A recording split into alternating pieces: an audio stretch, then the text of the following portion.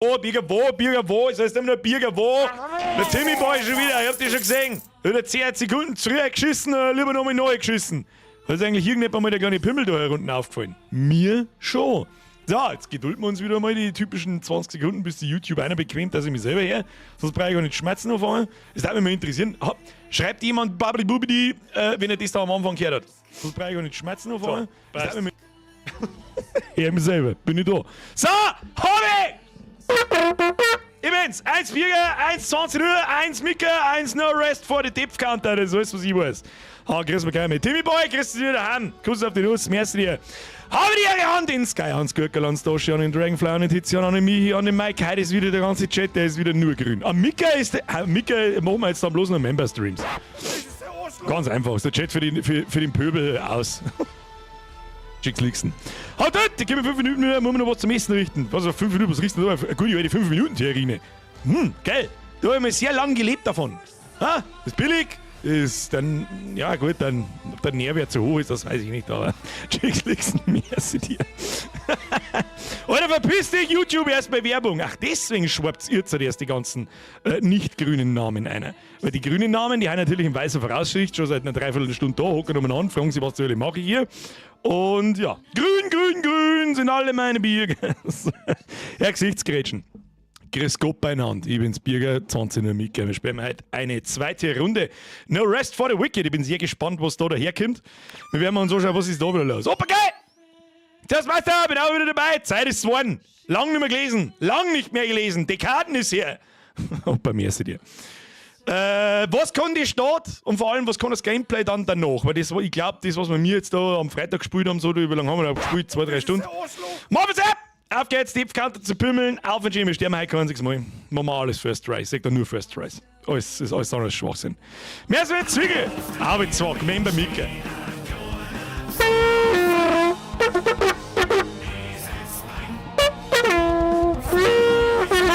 Da war ich gehört. Herr Meier. Muss man wissen. Meier. Welcome to the Squad. Was der Chat zum Tor hat, wisst. Das wird, okay, dann ist er halt doch Member Mika.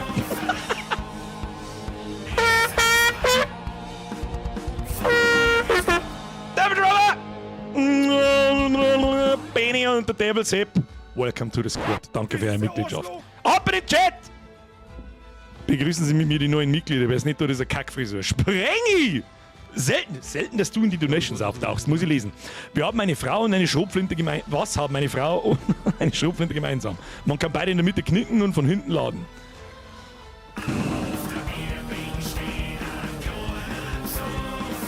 Und schießen vorhin 2 Mal.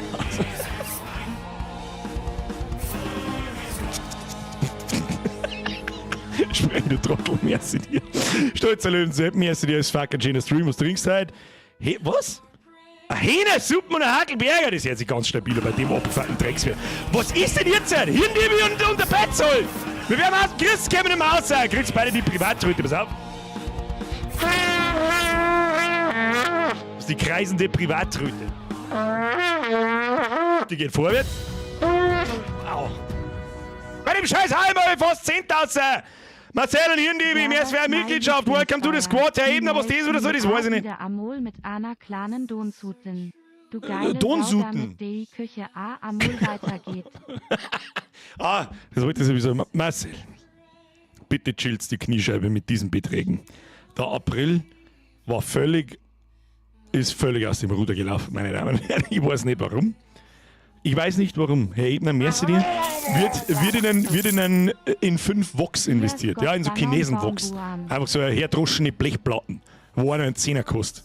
So, das ist. Dankeschön. Das ist zu viel und du weißt es. Was tut denn der Rest wieder? Jetzt, oh Gott, das ist die. Wir wissen jetzt innerhalb von. Ich habe jetzt 10 Sekunden lang seine Nachricht gelesen und was gesagt dazu. Und seitdem ist die Liste 8 Kilometer lang geworden. Alles klar. Marcel, merci dir. Kuss auf die Nuss. Zweiter Marcel, welcome to the Squad. Hirndiebe, merci. Bergal, merci für den 5er. Grüß Gott beieinander. Baunburm. Was hat ein Baunburm? Weiß ich nicht. Lange bin ich erst wieder ein Resub. Kingdom Come Deliverance 2, Meinung! Das wird sowas von reingezockt, dass wir in die Hosen scheißen. Das soll sogar noch dieses Jahr kommen. Bin ich gespannt. Hoffentlich kommt es so nach der Sommerpause. Das ist die perfekte Zeit. Und die schaut uns zu. Ich muss alles eins noch machen. Lang bin ich mehr sehe. Dragon Cry. So, ich hab gestern auch Poor Things gesagt, ja, ein bisschen gefegelt wird da schon. Ja, Poor Things, da alles, was du siehst, haben der Emma eine Depp und das war's. Deswegen hat es auch einen Oscar gekriegt wahrscheinlich. Bavarian Dream.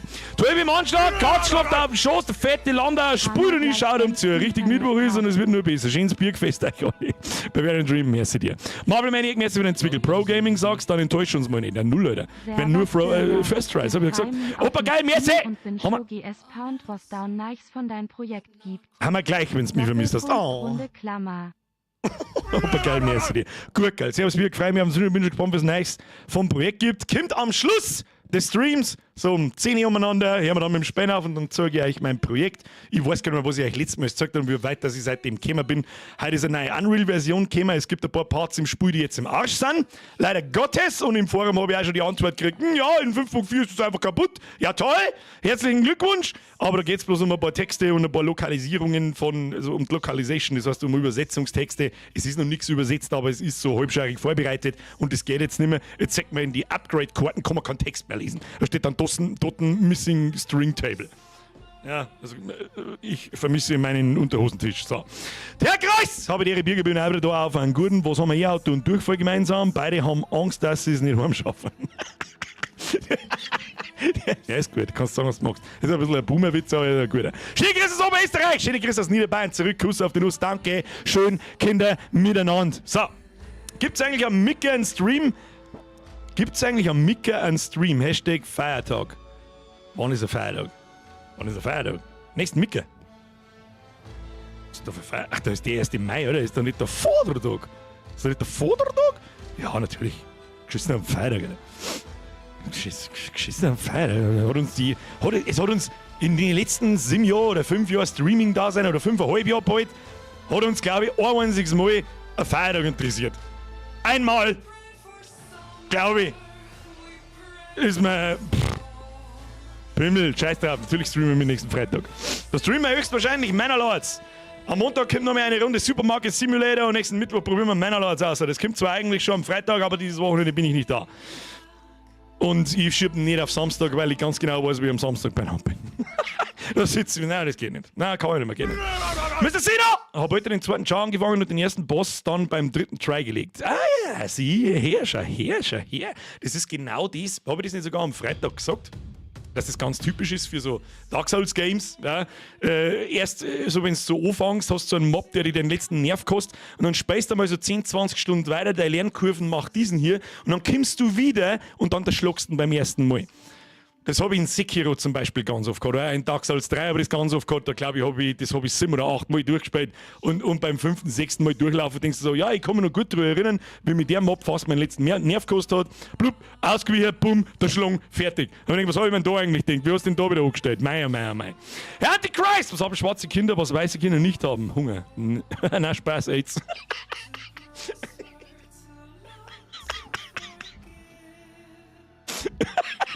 Ja, Antichrist ist einer der besten seit langem. Der ist ultra best und ich liebe ihn. Genießen wir das, dass wir sowas noch vorlesen können, solange es noch geht. Genießen wir das. Ah, das ist sowieso so geil fragwürdig. Ich kann mir da her sitzen und kann zum Beispiel sagen: Fick dich und dein Fettfotzen Frikassee! Ja? Das interessiert keinen. Aber das N-Wort, wenn rausrutscht: Adios, amigos. Das ist so lächerlich dumm eigentlich. So, aber spätestens. Oh, müssen wir schon fast anfangen. Beim ersten Boss war nur der Asmongold besser als du von die Depth. Ich muss ganz ehrlich sagen, ich habe einen ich schaue sehr viel Asmongold, ich weiß, dass er es gespielt hat, aber ich weiß nicht, wie er sich angestellt hat, weil ich mir das Spiel nicht angeschaut habe. Ich habe kurz einmal reingeschaut, wie er es vor über einem Monat schon gespielt hat. Der ist ja ein Werbepartner für No Rest for the Wicked, aber da habe ich einen Boss nicht gesehen. Einen Boss habe ich nur kennt aus dem Trailer. Sonst nirgends. Ach, Cybergamer Sepp, das müssen wir jetzt noch schnell abwarten.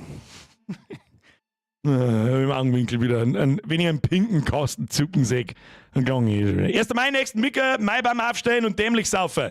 Ja, wie die meisten halt. Normalerweise ist er bei uns aber Weinfest gewesen, das ist jetzt auch nicht mehr.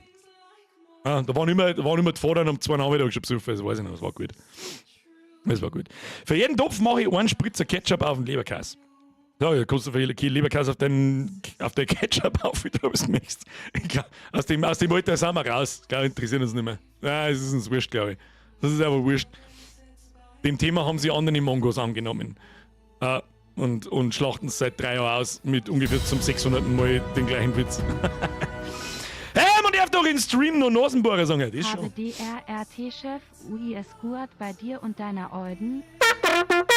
Cybergamer, merci dir as always. Stop it mit die 50er umeinander schäkeln. Aber danke der Nachfrage, mir geht's gut. Der Alten geht's tatsächlich nicht gut. Der hat Kreuz, wie das nichts mehr tun kann. Seit 2 Tagen. Ha, kaputt. Einfach kaputt gegangen. Einfach, das war's. Wie Wurst? Weißwurst. Weil ich nur Weißwurst. Ja, das ändert zwar nichts daran, dass jeder komplett geistig behindert ist, der Ketchup in seine Leberkasse schmiert. Ja, daran ändert sich nichts. Aber der Witz ist halt so, weiß ich nicht, der Januar 2017 schreit, er möchte seinen Witz zurück. Naja, weißt du, was ist. So, Schluss jetzt. Hansi, du bist der letzte Selbstspieler. N-Wort! Ich weiß nicht, was an Nüsse so arg ist. Ja, ich verstehe auch nicht. Das muss mir etwa genauso erklären.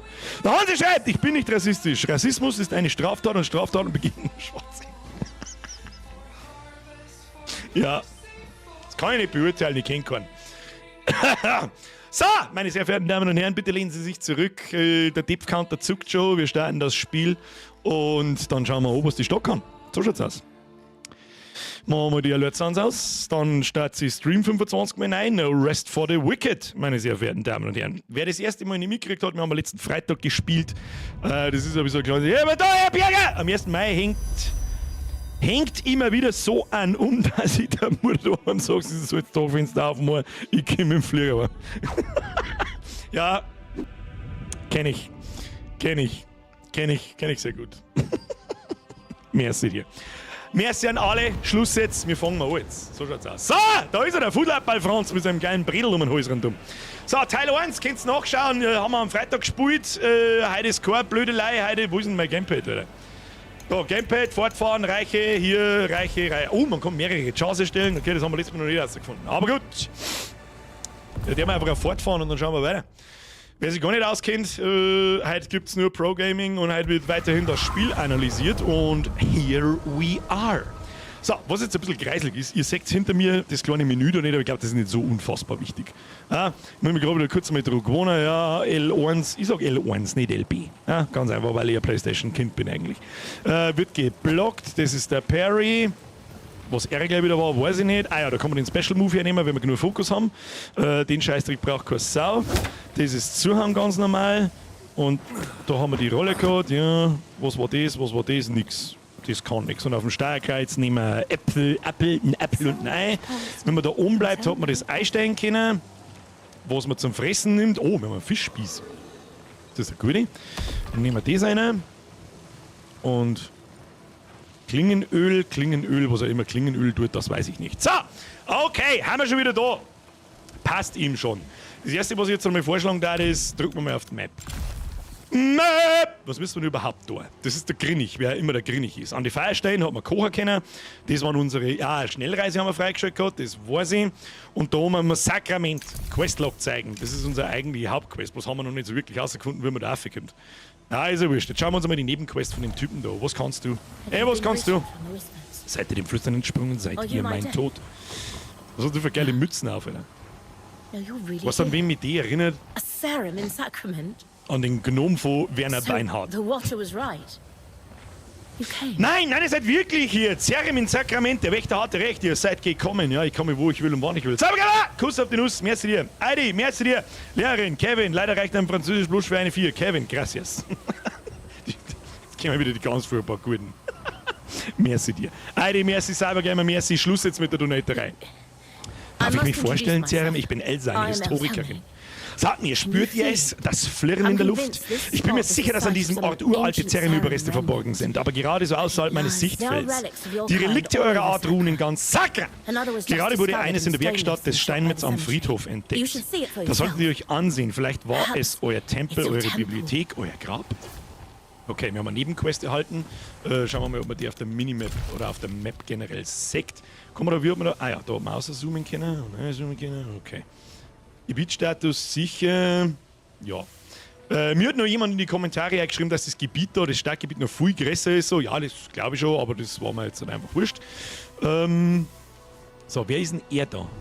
Der Grinni, wer war denn der Grinni? Der hat ein Händlersymbol oder was ist denn das da? Haben wir sowas wie eine Legende oder so? Ne, sehe ich da jetzt nicht, aber es ist ja vollkommen wurscht. Gehen wir mal da um, Questlog. Kopfgelder und Herausforderungen gibt es da noch. Okay, also wirklich eine Quest haben wir nicht gekriegt, gell? Haben wir immer noch die eine Quest an. Na ja gut, dann suchen wir mal den anderen Questmarker. Der muss da... Ja, halt einmal, du bist wieder irgendeine geschubste Alte, das sehe ich verdammt. So, was haben wir da? Enter the War Room! Ja, der Kriegsraum. Was auch immer der Krieg... das ist so mit Dungeon und so. Okay. Ich habe absolut keinen Dunst, was man da tun kann, aber ja. Oh, der Chat ist halt Feature. He-Map! Sehr gut aufpasst. Bin ich fast schon stolz auf euch. So, da herin gibt es offensichtlich gar nichts, außer ein paar Fassel zum Zusammendreschen. Ja, die kann man da aus irgendeinem Grund wieder nicht zusammendreschen, aber ist ja wurscht. Okay. Na dann halt nicht. Ich bin ein bisschen verwirrt, wenn man zu dem scheiß Ausrufezeichen kommt. Ich sag, dass Freiweg-Quiz ist. Oh, haben wir schon wieder bei Freiweg-Quiz ist. Was gibt's da, Romat? Gibt's da was? What? Da kann man wieder mal anschleichen. Ah, da ist ein Lordan, den wir später wahrscheinlich irgendwie zusammenhauen. Ja, das kann man zusammen.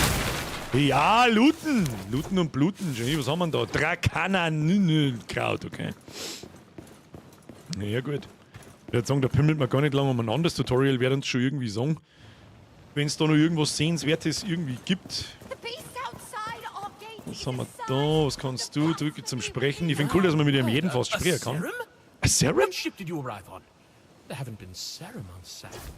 Was ist denn ein Serum? Ist das sowas wie in Diablo der... Fuck, wie heißt denn? Seems almost criminal to trade away our silk and steel. Okay, noch mehr auf. Na, stopp. Da in diesem großen Gebäude neben uns muss irgendwo das Ding drin sein. Irgendwie muss man da reinkommen. Und ich... Gehen wir mal rechts rundum, keine Ahnung. Zum Schmied muss, glaube ich, zum Schmied bei Armani. Ah, das ist ein guter Hobbycat. Da kommen wir nicht rein. Das darf mir aber... Was ist mit... Don't think I haven't noticed you running about. Bei der waren wir auch schon letztes Mal. Krähenhorst Marktplatz. Wenn ich mich richtig erinnere, müssen wir zum Krähenhorst. Aber wie kommt man da auf, wie Don't like Kruzifix? the look of you. Oh, da ist ein Lordan. Das kann ich mir nicht vorstellen, dass man da so hinter mir umeinander pimmeln muss. Oder? Da, ne? Wo ist denn... Da. Da schaut's aus, als wäre so ein... Ja, der Steffi, ich meine Nephilim, richtig. Absolut richtig. Sowas wie der Nephilim. Da ist irgend so ein Abgesandten. Ich spring mir da einfach an mir oben, keine Ahnung, was weiß ich nicht. Oh. Bin ich gerade... Laufe ich gerade? Okay, wir haben ja gerade unter Wasser umeinander gelaufen. Ich glaube nicht, dass das so gehört, aber ist ja wurscht. Ja, gleich einen Bug-Report machen.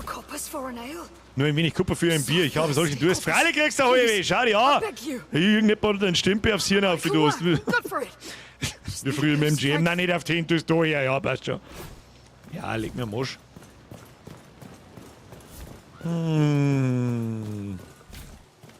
Das ist das Armenviertel, sehe ich das richtig? Da geht's halt her, hat halt die Fassel da zusammen und vielleicht ist was drin. Verkaufst du das, kannst du was kaufen. Das... Wie da einfach gleich narrisch geht, das gibt's ja nicht. Es gibt's ja nicht, dass wir mir da... Wir haben jetzt da in irgendeinem Armerviertel. Jetzt gehen wir da hinten noch mehr auf und rechts vor uns muss es wieder weitergehen. Schaut so aus, als da der Bruck dann umgeht. Wo zur... Okay, Loot. Nehmen wir mit. Ja, alles nehmen, das glaubt man sonst. Und ja, zum Schmied müssen wir. Serum? Ja, Serum, leg mir am Arsch. Das gibt's ja nicht. Möcht's spät total trollen, oder was? Kann man da was looten? Das nehmen wir natürlich mit. Wo in Gottes Namen lauft man mir da rum? Was? Loot ist gut, das ist richtig. Aber jetzt mal irgendwie, da, jetzt pass auf. Aufzu geht wäre rechts auf, geradeaus ist Werkstatt, rechts auf ist der Krähen, heißt. Was ist mit dem Vogel? Wie? der Kriegsraum, der interessiert uns einen Scheißdreck. Mal da reingehen. Jetzt haben wir... The beast outside our gate is Das ist da wickert. Wird man nicht um mich? Ich bin maximal verwirrt, ich sag das, was ist The gekommen. city's gone to shit. Ist da irgendwie einer? Sag mal, spinne ich jetzt oder was?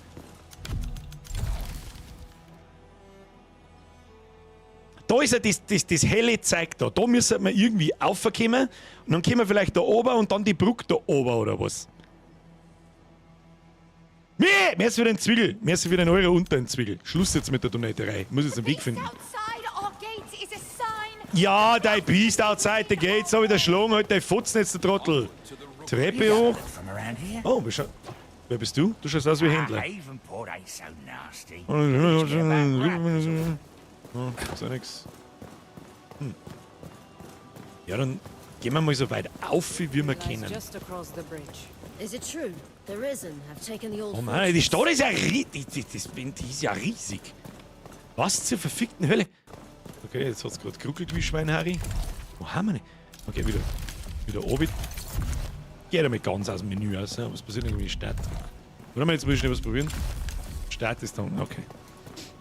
Ich habe so viel Knopf drücken, dass ich aus dem Scheißdrecksmenü wieder rauskomme. Okay, das muss die Brücke sein, wo man oben gehen kann. Ein depperten Weg hätte man nicht zusammenbauen können, Kinder. So für die Kacknoob-Fraktion. Da ist der Krähenhorst! Finally! The Roan! Ihr seid hier, ich wusste seine Ah, okay. It's Listen. an honor to Geh ein meet bisschen you. auf Zeiten, dass du I've lesen only kannst. ever read the ancient texts about your kind. They have come, Master, from across the sea. The pestilence. It festers. Everything it touches. Did you not hear? The Serum have arrived. They won't come. Never answer. Oh, ich bin eh schon da. Ich bin der Serum. I apologize. He is a brilliant scholar, but it's been so long. God's Reach. They're already here. Wer ist denn already hier? Ach so, die ganzen königlichen Affentypen da. Ah, das sehe ich ja im Fressbrett, das ist ein Besi. Der Besi ist das. Stimmt. Vogel! Vergessen. Schande bei Governor meiner. Ellsworth. Madrigal Celine, I apologize for the lack of a formal welcome. If you sent word, it must have been lost. A welcome sight, though, aren't they? About time Phelan sent reinforcements. My inquisition is here as an act of mercy, Baron Winnick. There is an unholy presence on this island. I have come on behalf of King Magnus, who sent King me... Magnus? The boy. Ah, stimmt, der Red ist ja gestorben. Das weiß ich auch noch. Forgive me. I thought you had heard. Ah, das sind die Besen des Your sechsten brother, Gesicht. the king, has passed. Er ist der Bruder. So erfahrt er das jetzt also. Okay. How long? It will be a week tomorrow. You should return to Phelan, Governor. Your Brief nephew habe has ich gesehen. extended his hand. He invites you to rejoin the family. Thank you, Madrigal. But Sacra is my home. Sacra will be in capable hands. My Inquisition have quartered ourselves in Fort Reach, and will remain for as long as it takes to heal this island. Fort Reach? Sacrament's a bit out of your way, then, isn't it? My outfit encountered a group of raiders as we came ashore on your coast. We sent all of them to rejoin God, save one. Lady I Gaga. thought she might be of particular interest to you. Ah, da hast du finally sie. We could have left her body by the side of the road with the other animals. Consider this an offering of goodwill from the church. Hier ist Kotzen. Oh ja, ist ein guter, heftiger. Ich glaube, sie ist ein guter. Ist sie auch Serum? Vielleicht ist sie auch Serum. Oh, Where was the touch when our people were sick and starving? We're done begging for scraps. We take what we need. berechtigte Frage. Odessa, Hexe! don't. Wer ist jetzt sie? Der Tessa? Wer ist denn sie? Tochter. Er sticht halt an, dann. Leave her. I'm sure the governor can properly discipline his own daughter. At least as well as he governs his city. My apologies, Madrigal. She does not stand for sacrament. Damn right I don't. Guards, take her away. This way. Fräulein Within. Zausehaar. I should have never taught you that little move. You will Jetzt waren die arrange an gut. escort for my vanguard to Kalen. Kalen? It will be done. Is there anything else we can do? You can rejoice, Governor. Your Frohlocken! salvation is at hand. Durch die Kirche ist schon immer Erlösung gekommen. Vor allem die Erlösung meines Geldbeutels. We've prepared lodgings below. A humble room, to be sure, but safe and warm. I hope you've arrived in time to save our fair island. Not only in time to witness its ruin. Du hast gefragt, was schaue ich mir da an? Das kann ich dir so jetzt nicht erklären. Ich möchte sofort nochmal darauf hinweisen, ich wollte es eigentlich schon während der Cutscene sagen, der Artstyle, die Animationen, die Vertonung und die Inszenierung ist unglaublich gut. Unglaublich gut. Für so eine Art von Spiel. Super awesome. Quartier! Willkommen in deinem neuen Quartier. Das erste, was mir da auffällt, ist, das sind 4 Betten. Das stinkt so ein bisschen nach dem Koop-Modus. Das kann man nämlich auch Koop und Multiplayer irgendwann spielen. Ist uns mitgeteilt worden. Hier kannst du dein Inventar unterbringen und es mit anderen Spielern teilen, indem du die Gemeinschaftstruhe nutzt. Jeder Spieler auf dem Realm kann Gegenstände darin platzieren oder herausnehmen. Da wirst du mir nicht verzeihen, dass das jetzt schon geht. Oder? Oder? Gehen wir mal Kiste. Das ist Gemeinschaftstruhe. Okay. Irgendjemand mault draußen umeinander. Das ist. Ja, in die Gemeinschaftstruhe möchte ich es nicht tun. Das soll mein Zeug soll ja kein anderer nicht nehmen. Ich möchte gerne meine eigene Truhe. Was ist denn da draußen, sein Lieber? Was ist mit dem Thanos? Was ist mit dir? Who's that? Oh, a visitor. Besuch, natürlich. Ich habe dem Wächter gesagt, dass dieser Turm nicht mal mehr als Stall taugt. Und was macht er? Lädt jeden dahergelaufenen Fremden ein.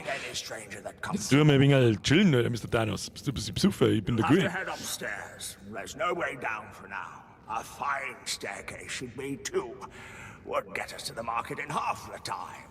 Ja, das soll ich mir vorstellen. Ich bin nah um die halbe Stadt gelaufen, bis ich da hergefunden habe. Tu dich nicht runter. In the square by the wardroom. Meistens findet man mich nicht weit von dort, auf dem Platz neben dem Kriegsraum. Den haben wir rausgefunden, wo der ist. Handwerkermeister! Mit den richtigen Materialien kann ich alles reparieren. Alles außer Faulheit.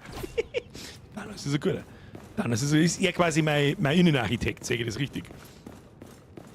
Und jetzt gibt es da bloß die Treppen nach oben. Ja, die ist wirklich ziemlich lang. Wie haben wir da aufgekommen, wenn es keine Treppen nach unten gibt? Das verstehe ich jetzt nicht ganz, aber gut, das muss ich ja selber wissen. Oh good, you're awake. Da sind wir, da ist der Wächter. You must see this. Ich muss irgendwas sagen. Wer ist denn der Roan? Who the fuck ist denn Roan? Keine Ahnung. Forgive the grotesque display. We pruned some of the poor torn soul you killed at our gates. Ach, die liegt da! Das ist mir gar nicht aufgefallen. Da liegt der Post unten schon hin. Das ist aber ein kleines Stückchen gechoppt. I left a vial of its blood here on the table, but when I returned, I found it. The Watcher, he must have refined it, purified it. An ancient technique. Now you just need to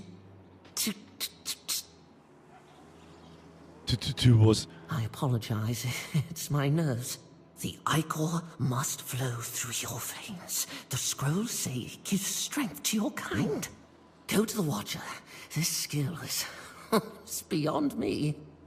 Der Watcher schaut ein bisschen zittrig und alt aus und vor. Na, da hat er einen Vogel, hat immer noch einen Vogel dabei. Schon. Vogel! So, was haben wir jetzt da? Was ist das? Plus 5 Inventarplätze für Ausrüstung. Ein Haupthandplatz, Nebenhandplatz, Inventarplätze für Gegenstände, Inventarplätze für Rohstoffe, 5 sonstige Inventarplätze, Werkzeugplatz, Ring. Wie? Also ja, natürlich kommen mehr wie 2 Ringe im echten Leben dran. Was tue ich jetzt da? Skilly da gerade jetzt was rein oder was? Mehr Inventarplätze für Ding brauche ich nicht wirklich. Kann ich da irgendwie wieder raus? Ich möchte jetzt gern. Bin mir nicht so hundertprozentig sicher, was ich da jetzt genau tue. Ich glaube, also natürlich skill ich da irgendwas. Aber oft kriegt man von Bossen so ein Blut, nehme ich an, und da kriegt man dann dauerhaft sehende Upgrades da. Verstehe ich das einigermaßen richtig. Und das Einzige, was mich eigentlich interessiert hat, war tatsächlich so ein Werkzeugplatz, weil wenn ich mich richtig erinnert, kann ich maximal bloß 3 verschiedene Werkzeuge tragen. Gleichzeitig. Die haben kein Gewicht. Und mir geht noch ein Slot ab, damit ich Kram, Storhacken, Baumhacken und Fischen kann. Ich weiß nicht, ob es mehrere Sachen gibt. Aber nehmen wir mal einfach stinknormal den Ringplatz. Ja, das ist Skillung. Ja, Perdurabo. Entweder ihr jetzt stink einfach 5 Inventarplätze für die Ausrüstung genommen, aber ich glaube eher am meisten bringt der Ringplatz. Weil zusätzliche Nebenhand brauche ich nicht, die kostet mir bloß Gewicht. Aber einen dritten Ring anlegen, das ist ja vollkommen imbar. Deswegen einen dritten Ringplatz natürlich. Ich renne mir aus, weil ein Ringplatz natürlich. Hast du absolut recht, Herr Perdurabo. Du hast du absolut, ja. Dürfte mit Abstand das Stärkste sein. Now, if you should encounter any more of the talk, Ja, genau. collect their Ichor and bring it here. Diskretes Sekret haben wir schon lange nicht mehr gehabt. This island crawls with villainy. I suggest you visit the market for supplies before you leave the city. Okay. Ja. Vergossenes Blut. Ja, schön ausschauen tut's und so. Schauen wir mal ins Inventar hinein. Ja genau, jetzt haben wir einen dritten. Aber wieso ist der noch gesperrt? Das da ist ein Ringplatz, oder? Da war doch letztes Mal noch ein Ringsymbol drin. Wir haben ja noch keinen Ring jetzt mehr, abgesehen davon, das ist jetzt nicht so super toll, dass wir das freigestellt haben, aber warum ist das noch gesperrt so? Leichter Schild. Leichter Schild. Das Ding hat 98 Rüstung und das hat 90. Das kann Rolls haben. Kosten 19,15. Gewinne 9, gewinne 3. Ja, ich verstehe schon. Das Schädel ist viel besser wie das andere. Aber es ist halt fast hin, aber ist ja wurscht. Wir können nie vergleichen. Warum zeigt mir der keine Vergleiche mehr? Verglichen mit dem Helm, den ich auch habe. Habe ich überhaupt einen Helm? Natürlich habe ich einen Helm, das ist mein Helm. Wieso zeigt mir der keine... Wechseln, ablegen, sortieren. Bin jetzt ein bisschen verwirrt darüber, sag ich da frei weg.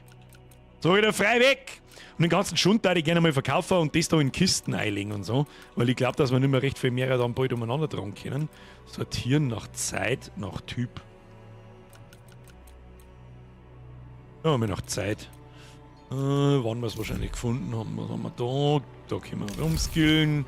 Vergossenes Blut. Falls wir auf unseren Reisen mehr solchen Sekret sammeln, sollten wir mit diesem jungen Gelehrten Rohan zu folgen, Wächter im Krähen aus dem Sakrament bringen. Ja, dann können wir weiter skillen, das ist mir schon klar. Ja, gut. Dann darf ich fast vorschlagen, da ist der Randolph. Dann starten wir mal einen Besuch noch zu den 3 Typen da, lassen wir unser Zeug reparieren. Und dann geht's raus in die Welt.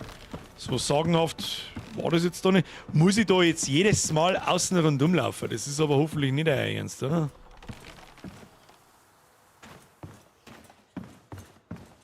Warum ist denn das Ding da kaputt? Kann ich das nicht richten oder was? Ach. Is it true? The Risen have taken the old fortress? Ja, kein Mensch hat die alte Festung eingenommen mit der... Oh, da haben wir noch was. Was ist das da? Der materielle... Ich weiß nicht, wer du bist. The Madrigal requests your presence. You must make your way through the Nameless Pass and seek her audience. Wer bist du? Bist du der Papst? At the Heretic's Gate. Und das sind deine Ministranten, sag ich es richtig. Sind die schon volljährig? Ungewöhnlich. At the pagan door. Under hidden. This is the will of God. Ja, der Gottes Wille interessiert mich lives nicht. ago, your kind fought the curse. The Madrigal believes you may be as God finds meaning even in broken things, so does she. Go east, toward the sound of steel and flesh. The sound of deliverance. Haben wir da gerade wieder eine Quest bekommen, sage ich das richtig? Diener Gottes. Wir wurden von Madrigal Selene vorgeladen. Wir müssen durch den namenlosen Pass nordöstlich von Sakrament reisen, um uns mit ihr zu treffen. Okay. Okay, jetzt muss ich nochmal auf die Map schauen, wenn man da wieder am besten rundum kommt, aber scheint mir links rundum ist das schnellste. Das ist ein bisschen blöd. Sag ich dir ganz ehrlich, wieso muss ich da jetzt mal die ganze scheiß Map ablaufen, wenn ich zu den Händlern da führen will? Das ist ein bisschen seltsam gemacht, aber ich gehe einmal schwer davon aus.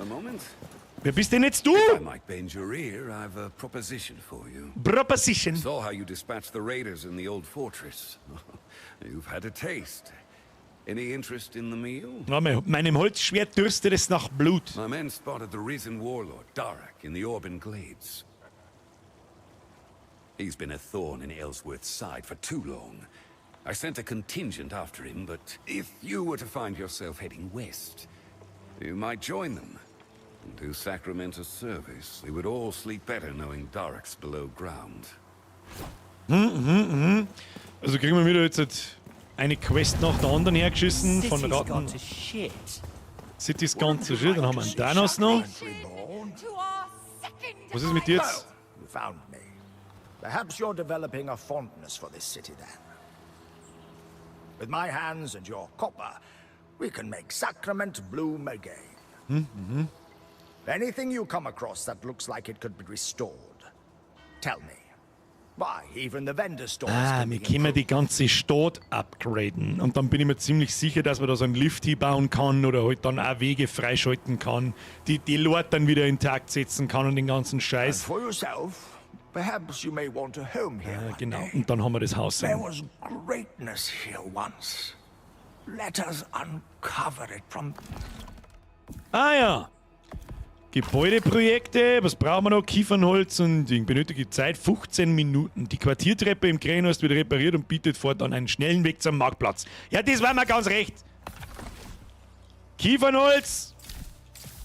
Ich hab doch... Hab ich nicht mehr Kiefernholz? Echt jetzt? Rohstoffe beitragen? Ja, kann man ja schon mal reinpfeffern, oder?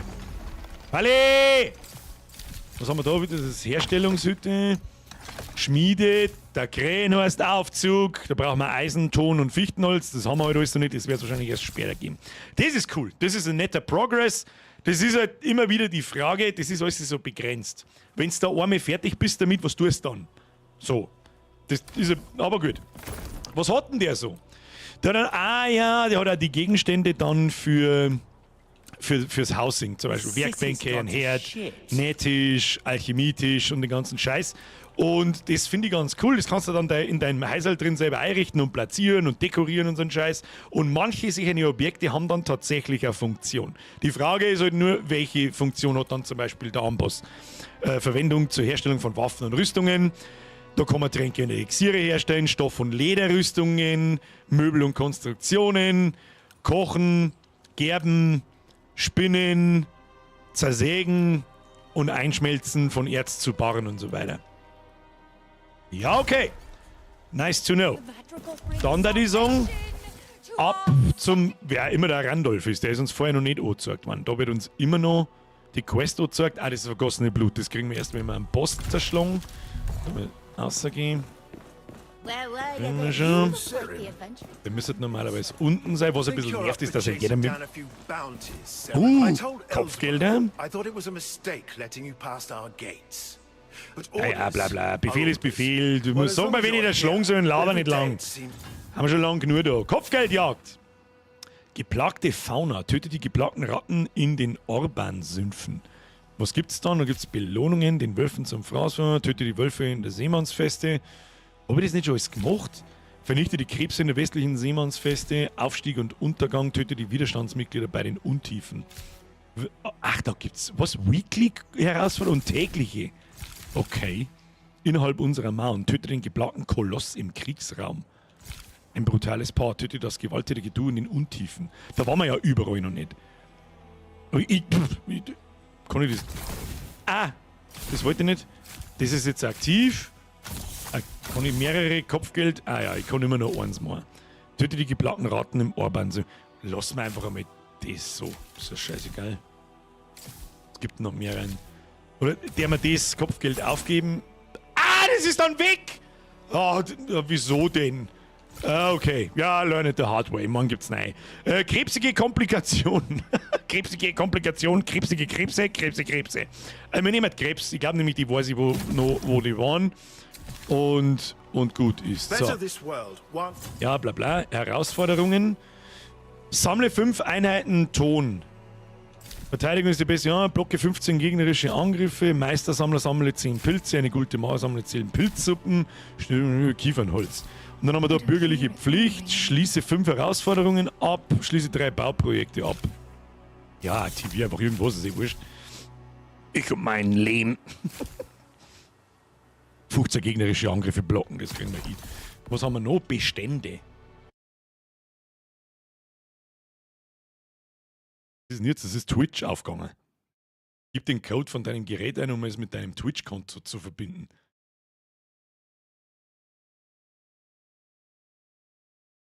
Was ist das für Scheiß? Geh weg mit dem Schund! Early Access Belohnungen beanspruchen. Achso, deswegen. Ja, braucht kein Mensch. Schaust lang gewinnst. Okay. Heran. Ach, haben wir mir schon was zum Abgeben, bin der Fragezeichen. Ja, Malleuten, Kopfgeld haben wir natürlich noch nicht. Aber wir könnten mal. Nein, haben wir auch nicht. Der Progress gilt ab Annahme. Game-Soundweg, Biergerton. Was? Hallo? Hallo? Hört sie mich noch? Ah, Ton, okay. Ist bloß, wenn ich vom Sperr. Ich hab mir jetzt automatisch aus dem Sperr ausgetappt. Keine Ahnung, was die wieder so hat. Okay, gut. Fair haben wir noch nicht gesehen und es ist Nein. Gut, jetzt gehen wir aber noch schnell zum Schmied. Reparieren wir, verkaufen wir und kaufen wir, was wir brauchen können und nicht brauchen können. Und dann pimmelt man nach Westen. Pimmelt man dann nach Westen? Ich weiß es nicht. Händler. In Sakrament wirst du auf eine Vielfalt an Händler stoßen, die jeweils einzigartige Dienste anbieten. Manche bieten besondere Gegenstände und Rohstoffe frei. Einige werten deine Ausrüstung auf oder verzaubern sie und andere können sogar Sakrament selbst verändern. Händler können ebenfalls aufgewertet werden, um ihre Dienste noch zu verbessern. Ja, das haben wir gerade mitgekriegt. Ja, schauen wir mal zum König. Wer bist du? Ja, labert nicht so viel. Ja, bla bla bla bla bla. Kaufen. Was hast du so? Okay, du hast also so Rohstoff. Oh, was haben wir da? Kleine Truhe, Bauplan. Detaillierte Anleitung zum Herstellen einer kleinen Truhe. Diese Gegenstände kann nur in einer Werkbank hergestellt werden. Ja, das ist ja feit noch himmelweit. Weil sie noch himmelweit feit da. Aber wir können Sachen verkaufen. Was kriegen wir da? Merken wir uns einmal, für die zerlumpte Hosen kriegen wir genau gar nichts. Sell, ja. Gibt er uns für die anderen Sachen was? Ja, 25 für die rote Keule. Merken wir uns einmal. Die Sachen verkaufe ich nicht, weil, warum sollte ich das tun? Die Sachen verkaufe ich auch nicht. Das weiß ich nicht. Schon. Können wir von dem irgendwas brauchen? Nicht wirklich. Ja gut, auf zum nächsten. Erst, bevor wir zum Schmied gehen, schauen wir uns noch die anderen schnell an. Used to be a man, just her. I can't even get mine. Ich kann nix, du schaust das. Ja, bla bla bla, bla bla bla. Was hat... Gottes Willen, was hast du es? Kaufen. Was haben wir da? Sphärenbauplan. Detaillierte Anleitung zum Herstellen von Sphären. Was sind Sphären? Diese Gegenstände kann nur in einer Werkbank hergestellt werden. Ah, die hat auch diese komischen Edelsteine und dann diese Runen. Pulsierende Gesundheit. Platziere diese Rune in einer Waffe, um den Runenzauber pulsierende Gesundheit zu erhalten. Ich verstehe. Das müsste... hoppla. Das müsste, wenn ich da jetzt schaue, genau, wir haben da... Edelsteine können wir platzieren und Runen. Und die Runen sind Fertigkeiten. Das ist natürlich schon geil.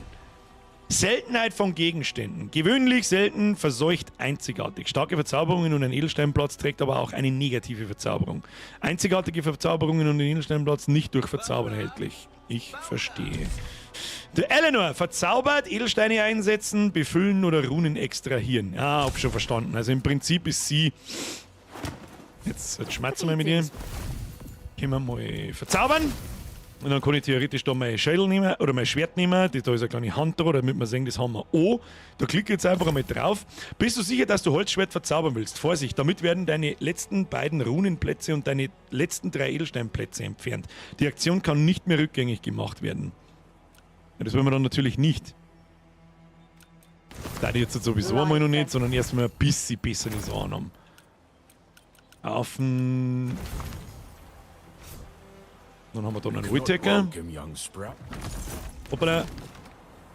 Komm, langsam. So, was kannst du so?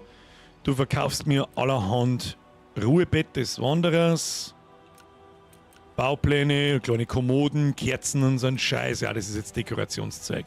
Und es gibt Fernwaffen, ein Bogen. Das ist interessant. Was ich gleich, was ich meinen zweiten Bild spreche. So wieder gleich, so frei wie es ist. Aber gut, auf zum Schmied. Das soll uns reparieren.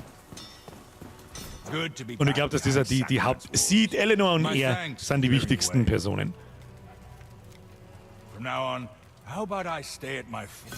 So. Reparieren ist schweineteuer! Angelegte Sachen reparieren wir mal. So. Was kann man bei dir so kaufen? Ah, finally, eine Schaufel! Die werden wir uns dann kaufen. Und ein blutverrostetes Schwert. Ich hätte gerne einen Knopf, wo ich vergleichen kann. Wo ist denn... Ich möchte wissen, was mein Schwert kann. Muss ich da jetzt mehr außertappen und wieder reintappen? Das ist der Ernst. So, was kann eine Aufwertung? Holzschwert. 6 Schaden, 10 Rüstungsbringer. Handwerksanforderungen, Waffenbruchstück und Kiefernplanken. Aufwertung? Ich kann doch nichts aufwerten. Was brauche ich zum Aufwerten? Ach, das ist das Zeug, was da unten dort steht, oder was? Upgrade. Heilige Gefangenen. Schandgeige. Was kriege ich denn dann, wenn ich das aufwerte? Erforderliche Stufe 1. Kupferbarren, Rüstungsbruchstück. Das sind diese Ressourcen, die man da braucht. Aber was kriege ich denn dann? Das darf mich interessieren. Ich möchte wissen, was, wenn ich das jetzt upgrade, was passiert dann? Ja, learn it the hard way. Das tun wir jetzt einfach einmal. 21, wir rüsten jetzt halt einfach einmal das Ding auf und merken wir uns mal in 21,4. Ja. Ah ja. Dann kriegen wir einfach mehr Rüstung und das war's.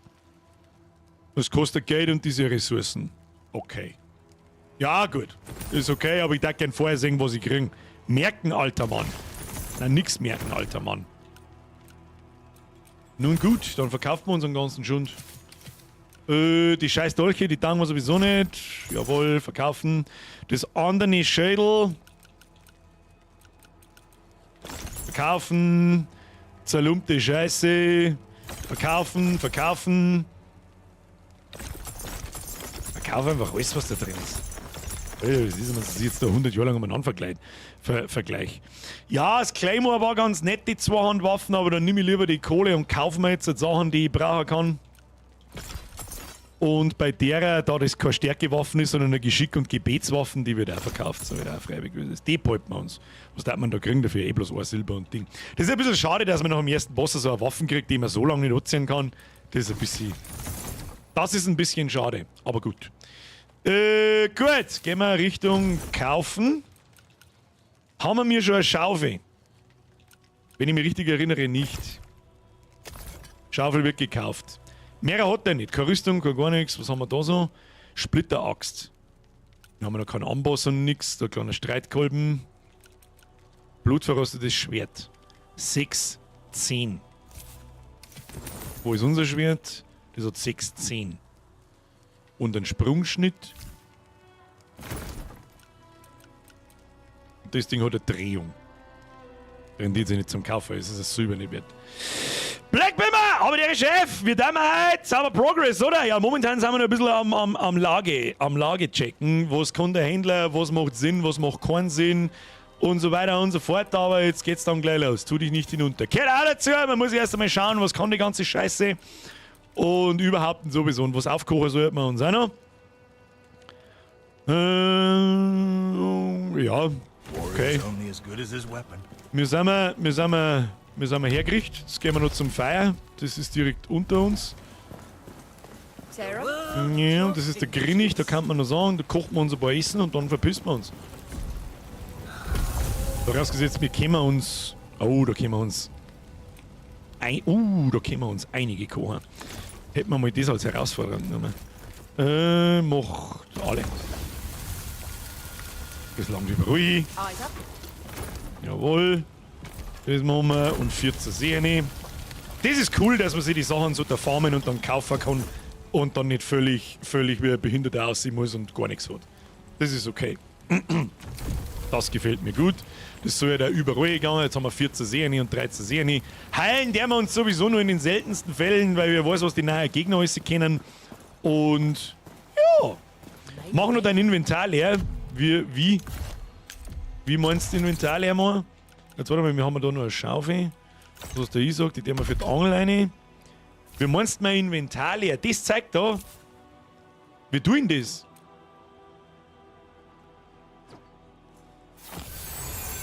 Jetzt habe ich irgendeinen Scheiß gemacht.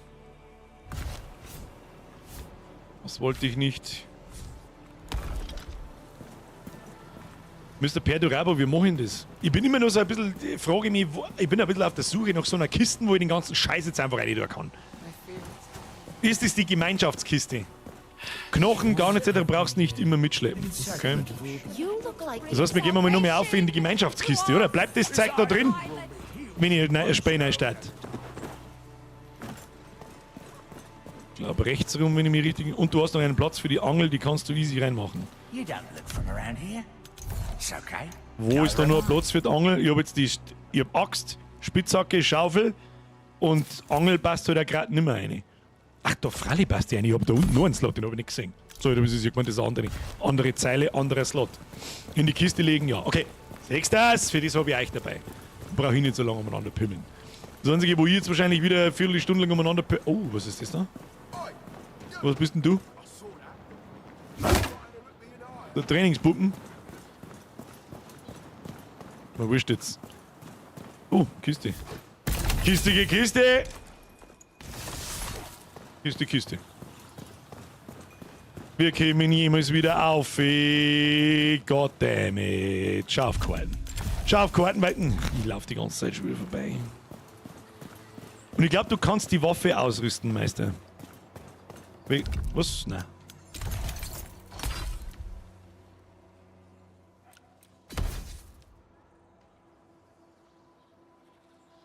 Wieso kann ich die Waffen ausrüsten? Da waren doch... Das hat doch... Die Waffen hat doch letzten Freitag noch 22 Stärke gebraucht. Oder?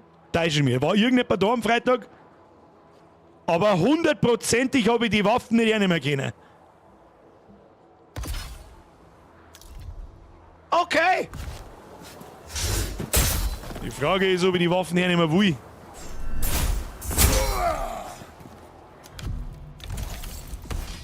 Ich glaube nämlich nicht. Is it true? The Risen have taken the old fortress. Wahrscheinlich haben sie es gepatcht. Komm passieren. Automatik! Mehr wieder ein Resub. Habe dritten Nachschauungsquad hier. Ich schaue mal nach. PS, ich habe das Spiel, nachdem ich eine Stunde beim ersten Boss braucht habe, aufgeben. Nicht aufgeben, Mund abputzen, Zähne zusammenbeißen. Weiter geht's. Schaust da oben, wie ich gemacht habe, das kriegst du schon hin. So. Ist das da gleich wieder... Das ist mein Ding, oder? Ist das mein Zuhause? Ja, der Weg ist schon wirklich asozial lang, gell? Das hätt's nicht braucht. Das hätt's nicht braucht.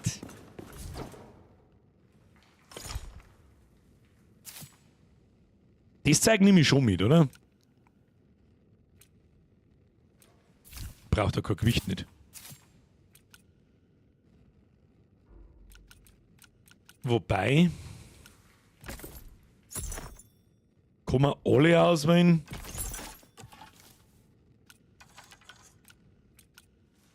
Utagon, kann man nicht. Die Wurzeln und so weiter, da ich schon gern weiter mitnehmen. Zum Kochen halt, weißt schon. Bloß die Handwerksmaterialien wie den Jutestoffen, den Scheiß.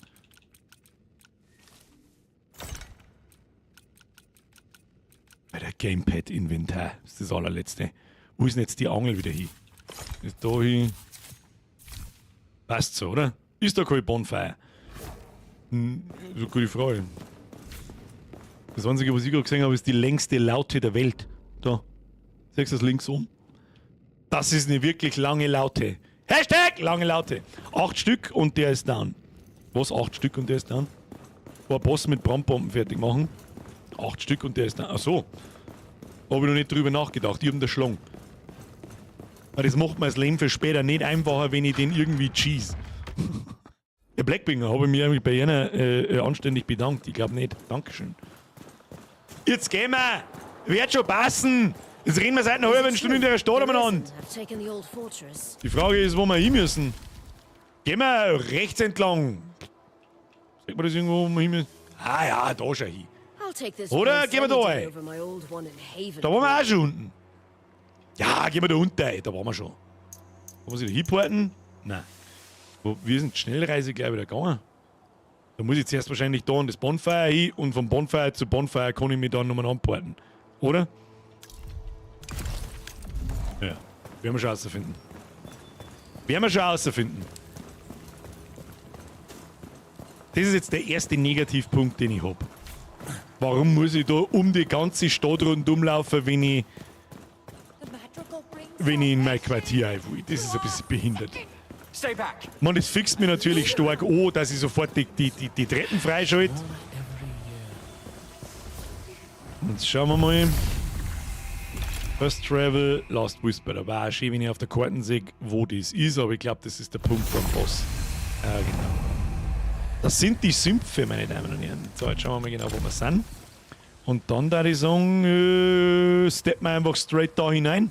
Oder? Da so durch. Da waren wir letztes Mal, glaube ich, schon. Ja, schauen wir, wo es uns hinführt.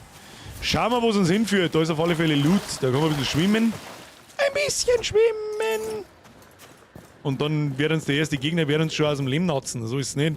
Ich sehe den ersten Gegner schon wieder. Da ist er. Erst einmal wieder reinkommen.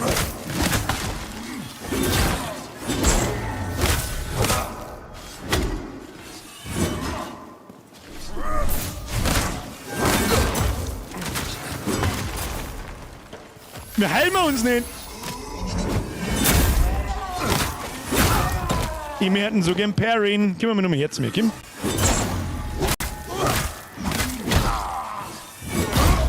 Okay, das hat nicht lang gedauert. Alles klar, meine Damen und Herren. Heilung sparen wir uns. Wir erschlagen wir die Gegner, wie sie sich gehört. Alles klar. Schön, wenn mir der Gegner angreift und ich segne nicht. Das ist immer schön.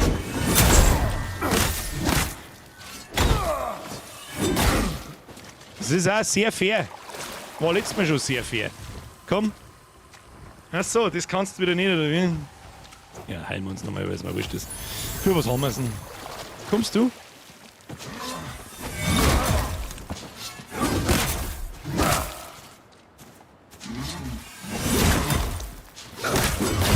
Ja, komm. Alter, jetzt glaube ich es aber dann gleich.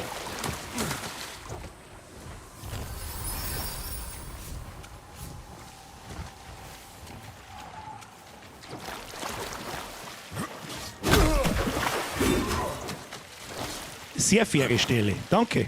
Da danke ich dir. Willst du mich verarschen oder was? 245. So. Und jetzt.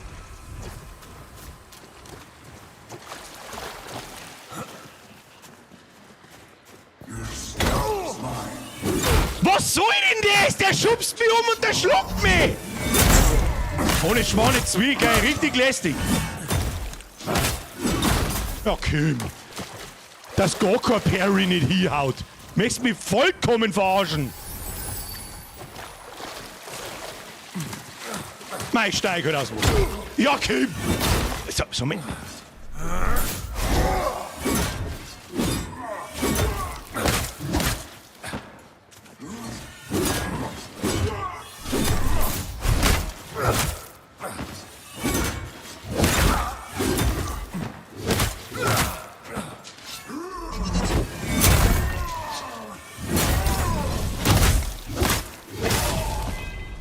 Jetzt hätte ich aber dann echt zum Zweifeln angefangen, gell?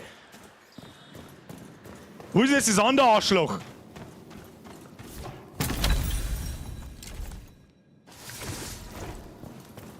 Kruzifix noch eins. Oh, die Sachen kommen auseinander. Wahrscheinlich. Wo ist jetzt das andere Arschloch, der jetzt gleich wieder vom Bildschirm außen herschießt und ich bin hier?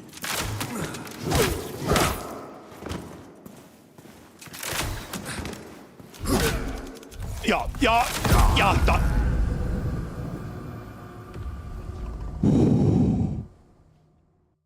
Alles klar.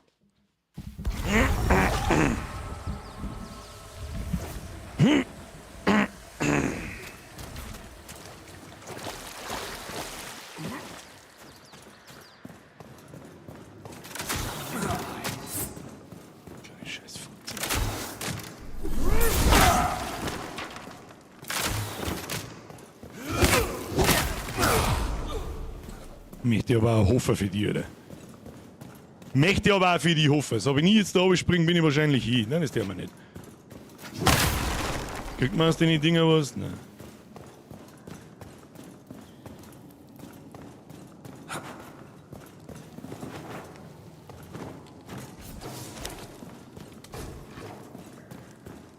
Für irgendein Hurensohn drin. Ah, die mit dem fetten Hackig.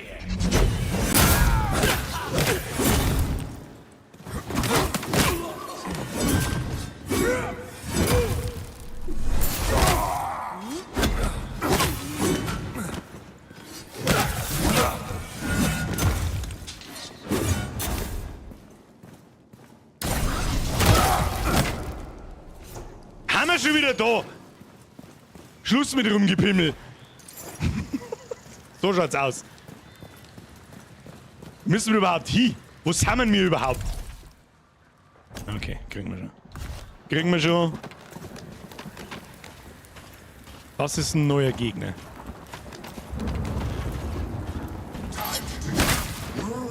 Tu mir langsam, Meister. Tu mir, du langsam.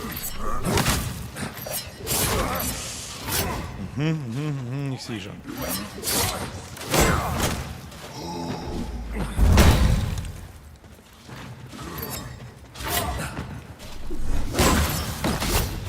Das sollst du wegrennen, der Trottel. Nehmen wir uns mal. Wow! Ja, toll. Weg. Oh, mit das.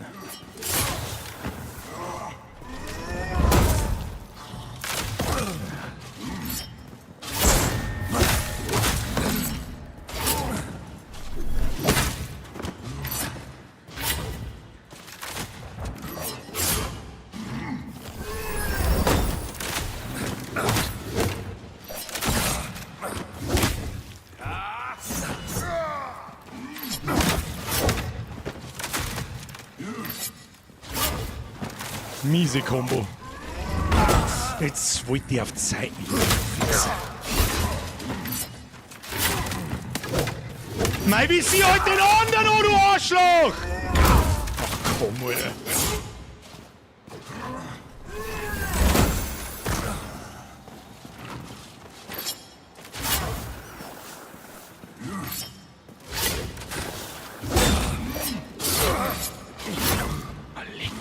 Du eine Fotze. Nicht noch weiter oben, nicht noch weiter oben, halt ich mal.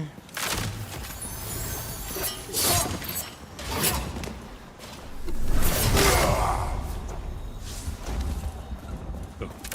Und jetzt hier Fotze. Kruzifix bist du ein Hurensohn. Ich sag da keinen Topf. Weiß nicht, was ist im Chat wieder für eine ahnungslose Scheiße verbreitet. Tschüss. Ja, Wahnsinn mit euch. Oh, Speierpunkt. Sehr schön. Unten ist wieder ein neuer Hurensohn. Was auch immer der kann. So, wo sind wir? Dann 2 Lagerfeuer, da kann man was aufkommen. Muss man mengen. Und jeder, der es nicht geschwält hat und gescheit daherredet, Schnauze halten, selber spähen und dann nochmal schreien. So sieht's aus, Freunde der Sonne. So sieht's aus. So, was haben wir da? Kiste, Kiste! Oh, was ist das? Ein Feuer out! Nehmen wir alles mit, nehmen wir alles mit. Bei Variant Dream gibt's bei 500 Depfer Community Event etc. Ja, bestimmt. Bei dir in der Garage. Lade ich dann alle ein und der Einzige, der nicht kommt, bin ich. So, wird jetzt nicht weitergehen. Ja, Hansi. Der Hansi hat Ahnung. Der Hansi hat Ahnung. Letztes Mal habe ich noch einen Kritikpunkt vergessen zu erwähnen.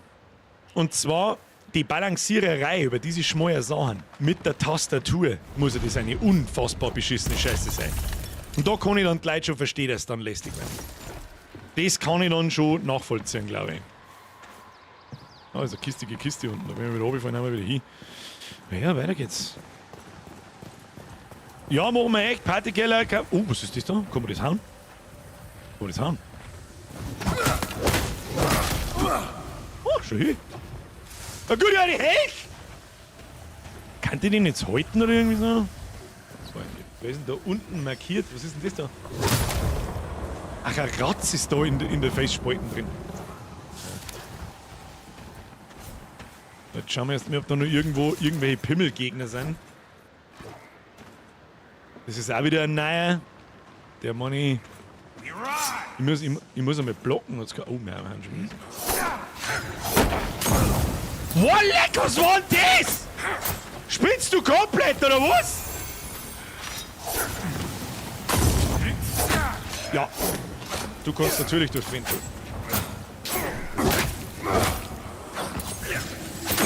Ja, Alter, chill, die Kniescheibe, was ist denn? So, nochmal.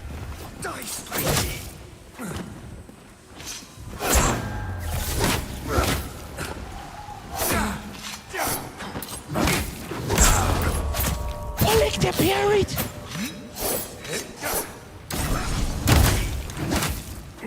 Natürlich stirbst du dir nicht. Mal. Oh, leck, der kommt her!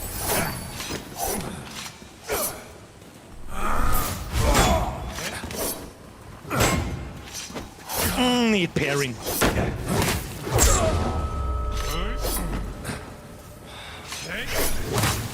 Na, geh halt weg! Hast du jetzt den Spezi erzählt, du Vollidiot, oder was? Bei 247 sind wir übrigens. So, du Arschloch, du kriegst es jetzt fett ins... Wow! Ach so, zuhauen käme auch noch wie Sau! Ich glaube, den haben wir letztes Mal schon gehabt.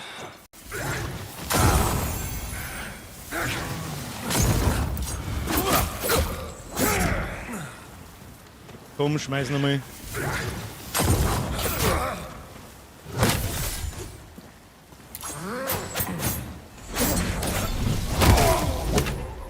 Kruzifix ist das Zeug, das Spei. Okay, haben wir irgendwas gekriegt, was wir brauchen können?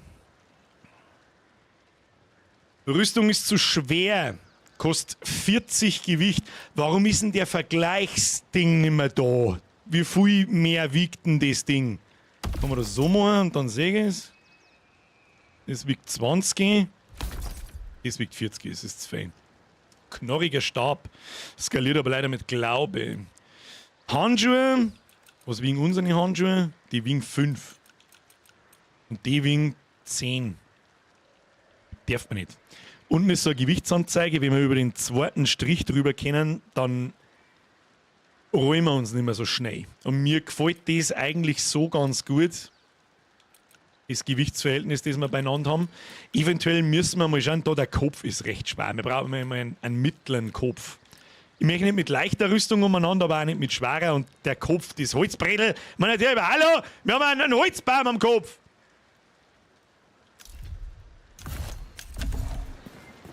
Hashtag Holzbaum.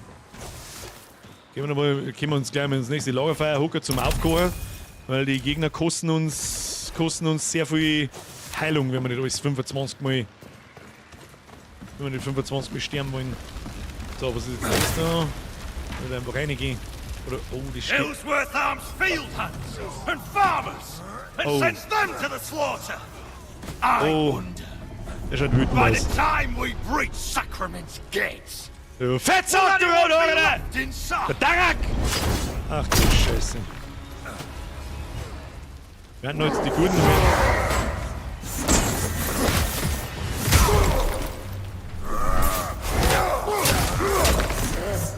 Ja, chill die Kniescheibe, Meister! Okay, jetzt kommt der Depfkanter, jetzt wird's Zeit.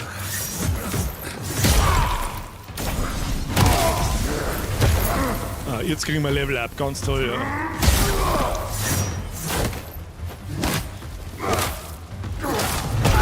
Weg, weg, weg, weg, weg! Oh, leck. Du hast da schon wieder ein Range, das ist Kotzen, Kriegmeister! Okay.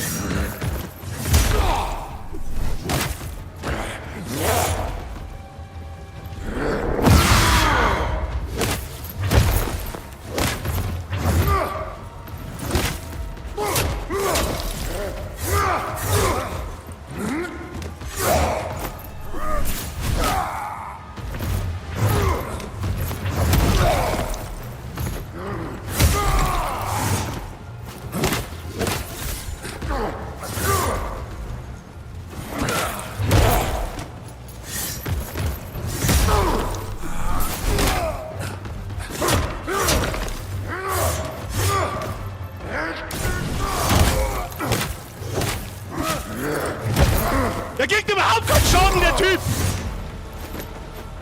Ist das normal?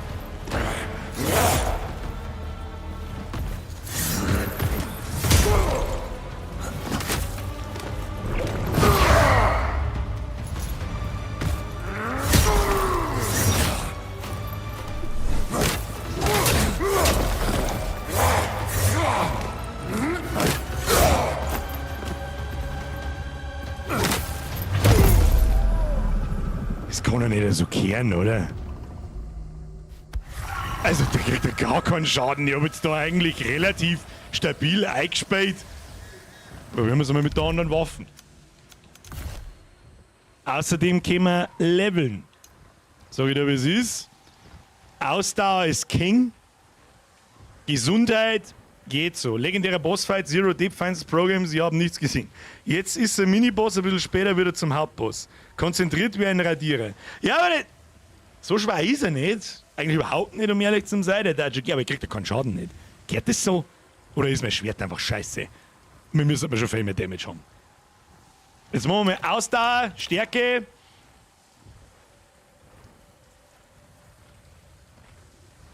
Und machen wir mal 2 mehr Stärke. Du machst da nur 6 Schaden. Ja, das stimmt doch was nicht. Skill rein, das passt schon. Mit dem anderen Schwert mag ich halt nicht spielen. Weißt schon. Damit, das Shell da brauche ich dann nicht. Vor allem jetzt räumen nicht mehr gescheit. Aber schauen wir mal, ob das mehr Schaden macht. Keine Ahnung. Laufen wir mal da rein. Stimmt, mit dem Zahnstocher bringst du ja auch keine Sau. Ja, die anderen normalen Mobs, die skalieren auch ganz anders mit dem.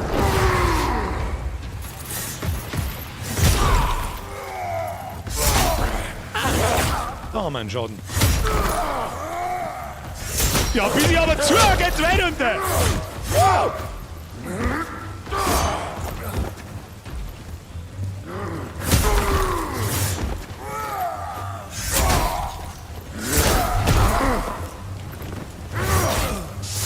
Ja, und das Ding kostet so viel Ausdauer, dass er mir einfach das schluckt. Ja, okay. So, aber mit dem kann man es hinkriegen.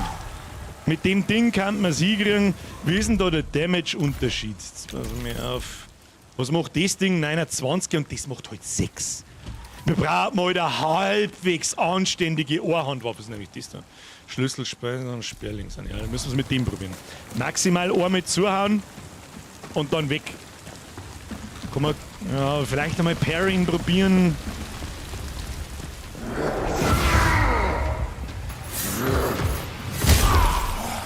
Schau mich, wie langsam ich zuhau!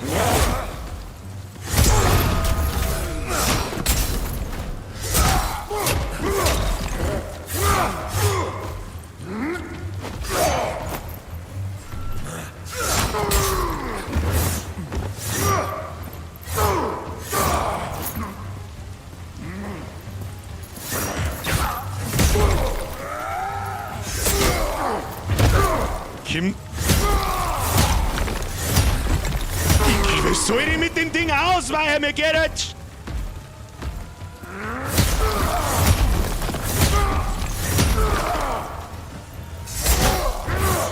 Dann hab ich keine Aus!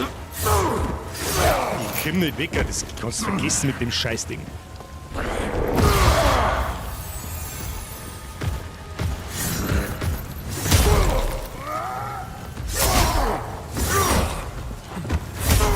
komm nicht weg jetzt. Ich drehe mich 3-mal und hab keine Ausdauer mehr.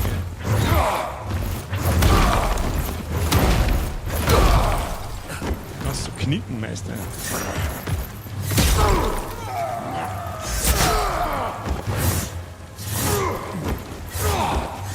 Ja, hör mal. Oh, der hört ja nicht auf zum Zuhauen.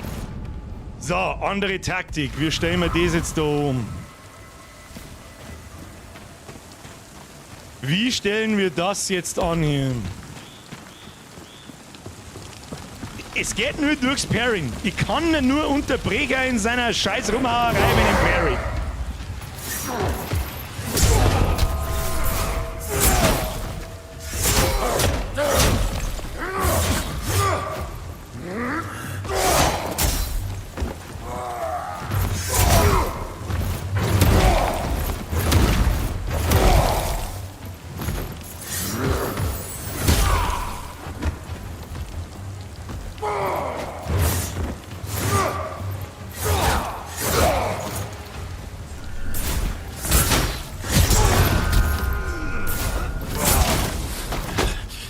You're fighting for a dead man. Ellsworth can't protect Sacrament. Ja, okay. Warum er jetzt auf einmal bloß 2 Schläge ausgeholt hat? Weiß ich nicht.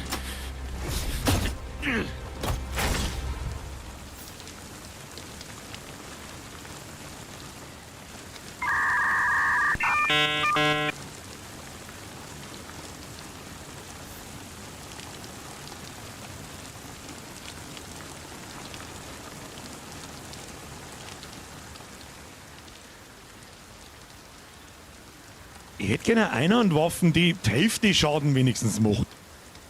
Mit dem lang... So, schau mal hin wieder, geh! Und da krieg ich jetzt nicht einmal was dafür, oder was? Wieso hat denn die jetzt so viel Schaden gefressen? Das Schwert ist sauber zu krass. Aber ich mag halt den Playstyle von Zweihändern, in denen ich spiele, nicht. Weil ich einfach zu langsam umeinander püll. Das mag ich nicht. Spiel hatte Mitleid. Jetzt hätten sie eine Spiele Mitleid. Oh, da können wir fischen schon hin. Fischi. Was haben wir da? Zerklumpte Jute-Tunika ist die besser bei uns nicht. Ja, die ist blau. Ausdauerregeneration um 5%. Jetzt fangen wir an. Gleichgewichtsverteidigung erhöht sich um 2%. Heileffekte erhöhen sich zum 2%. Taumel wieder. Bruder. Die ist ja brutal. Und trotzdem hätte ich gerne Einhandwaffen. Und ein Mittelheim. Ein paar Fische fangen. Das ist eine gute Tonika. Haben eine rohe Forelle gefangen. Ja, du möchtest mehr im Leben drin. Das tut gut hingehauen, oder nicht? War das nicht eine Herausforderung, die wir gehabt haben oder so?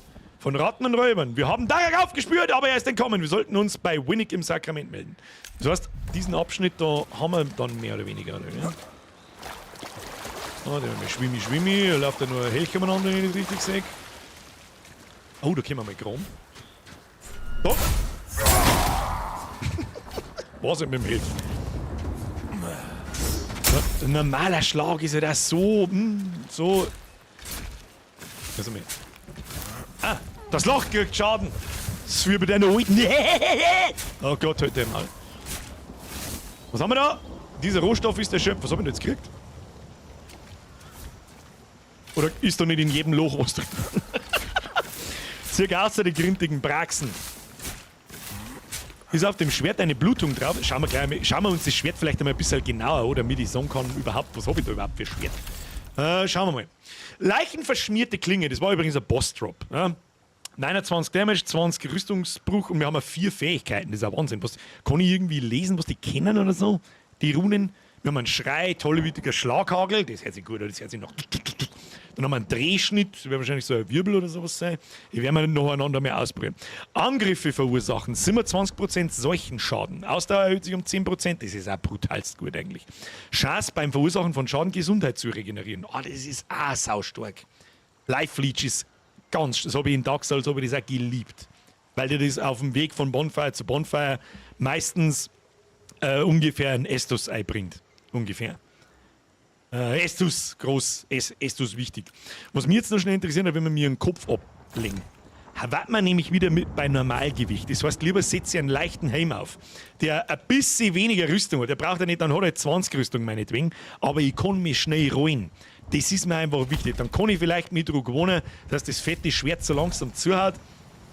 Jetzt probieren wir mal, was wir jetzt mal probieren? Probieren wir mal das aus. Ah, das schaut noch Spaß aus. Das schaut noch Spaß aus! Jetzt gibt's... Oh nein, nicht du schon wieder. Ich hab doch pariert, du Fotze! Ja, Kim!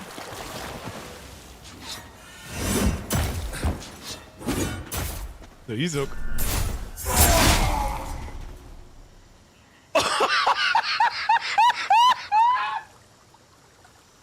Alter, der schneidet die scheiß Gegner einfach One-Hit auseinander!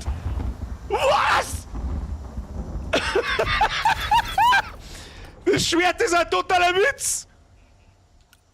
Was soll das denn? Gehört das so? Ich verstehe nicht. Maxi, Herr Chef, wir müssen nach dem Spiel noch einen neuen Deadpool-Trailer anschauen. Hab ich mir schon angeschaut. Ganz ehrlich, der neue Deadpool-Trailer ist nicht so sagenhaft gut wie der erste. Sag ich dir, wie es ist. Verrot schon wieder fast ein wenig zu viel. Haben wir keine Zeit dafür? Nein, haben wir keine Zeit dafür. Entweder Trailer oder Projekt. Und ich habe euch das Projekt versprochen. Alter, der Zweihänder ist sauber znarisch. Sauber znarisch. Wo geht's denn jetzt da weiter? Geht's da noch links weiter? Da hinten scheint es nicht weiter zu gehen. Da hinten. Was hat es jetzt so Tolles gegeben?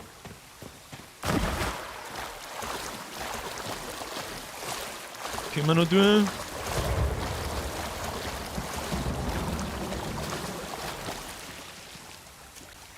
Da ist noch Loot. Loot tut gut. Kann man da kraxeln? Nö. Soll heute nicht nur ein neuer GTA 6 Trailer kommen? Was? Den da werden wir extra Besänfung dann natürlich einhauen. Beim GTA Trailer, das ist wichtig. Also falls der heute in der Nacht kommen soll, könnt ihr euch morgen auf einen Bürger besenft Stream einstellen. Ja, ich habe einen Hebel gefunden, ich habe ihn ausnahmsweise nicht übersehen. Backtracking, ich glaube, da waren wir schon mal. Backtracking freigeschaltet. Easy peasy, Alter. Easy. Alter, der 200 ist eine absolute Frechheit. Ja, jetzt sammeln wir noch ein paar so Ressourcen zusammen. 200 mag ich nicht. Ja, so viel. Ich mag halt einen Playstyle vom 200 nicht. Aber vielleicht mal drin lassen, vielleicht. Oh, da haben wir was, das müssen wir natürlich mitnehmen. Aufklappen müssen wir schon. Das schauen wir mal. Ja, da waren wir schon. Denke ich. Dann pimmeln wir uns wieder zurück aus. Vielleicht unten rum. Vielleicht haben da noch ein paar Gegner. Das irritiert mich nur ein wenig, dass die Gegner nicht respawnen. Das bin ich nicht gewohnt in solchen Spielen.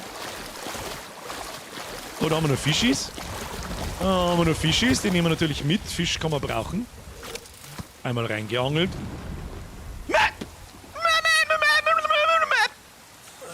Ja, ein Fischi. Und was wir auch noch da kennen ist... Was, wir fressen jetzt das Pilzcurry mit Fleisch. Wenn wir wieder voll geheilt sind. Es gibt nämlich auch keine Möglichkeit, keine andere, um sich voll zu heilen. Als Sahnessen. Habe ich festgestellt. An das erinnert ich mich am Freitag noch. Da war dieser komische Hupfdepp-Oma und so weiter. Und das sind halt jetzt da einfach keine Gegner mehr. Das ist ein bisschen komisch. Ich pimmel da die ganze Zeit umeinander und es sind einfach keine Gegner da. Das ist ein bisschen seltsam. Warum soll ich dann nochmal in diese Gebiete gehen? Und ich komme mich ans Entwicklervideo, kann ich mich erinnern, die haben gesagt, das ist Teil des Spiels dann, dass man halt die... Ja, da oben hätten wir auch noch irgendwie hinkommen, ja. Die Seemannsfeste. Gehen wir nicht auf. Da ist jetzt auf einmal wieder eine Kiste, da waren wir doch letztes Mal auch schon. Da haben wir einfach erlegt, was? Alle Widerstände erhöht um 23, reflektiert 3% Schaden, Ausdauerverlust beim Erleiden von Schaden. Ah, das ist natürlich kreislig. Aber mir... Ah, da ist auch eine Hand. Was kann die? Eine Zurklinge, die hat aber auch bloß 7 Schaden. Dann hat ja mal eine Einhandwaffen mit 12, 13, 14 Schaden. ein Lumpen-Rüstungsset. Schnittmuster. Und ein Holzschild mit 99 Rüstung. Okay. Ja, dann nehmen wir alles wieder da. Und da, glaube ich, haben wir jetzt da unser Hauball, das wir aufsitzen. Aber das hat schon echt extrem wenig Rüstung. Aber es ist genau, was wir brauchen. Das ist genau. Das hat eine Feuerverzauberung. Was kann das dann? Ach, das ist ein Schwert. Kann ich das eigentlich bei Rüstungen? Nein. Ja, jetzt haben wir wieder einigermaßen eine Rolle beieinander. Hashtag tolle Rolle. Jetzt würde ich gern das Bonfire finden, wo ich irgendwie wieder irgendwo anders hinkomme. Ah, halt, stopp, da ist Loot. Kiefernplanken. Die scheinen schon zum Respawnen, die ganzen Ressourcen und der ganze Schrott. Aber wenn ich keine Gegner... Komm mal, Gegner.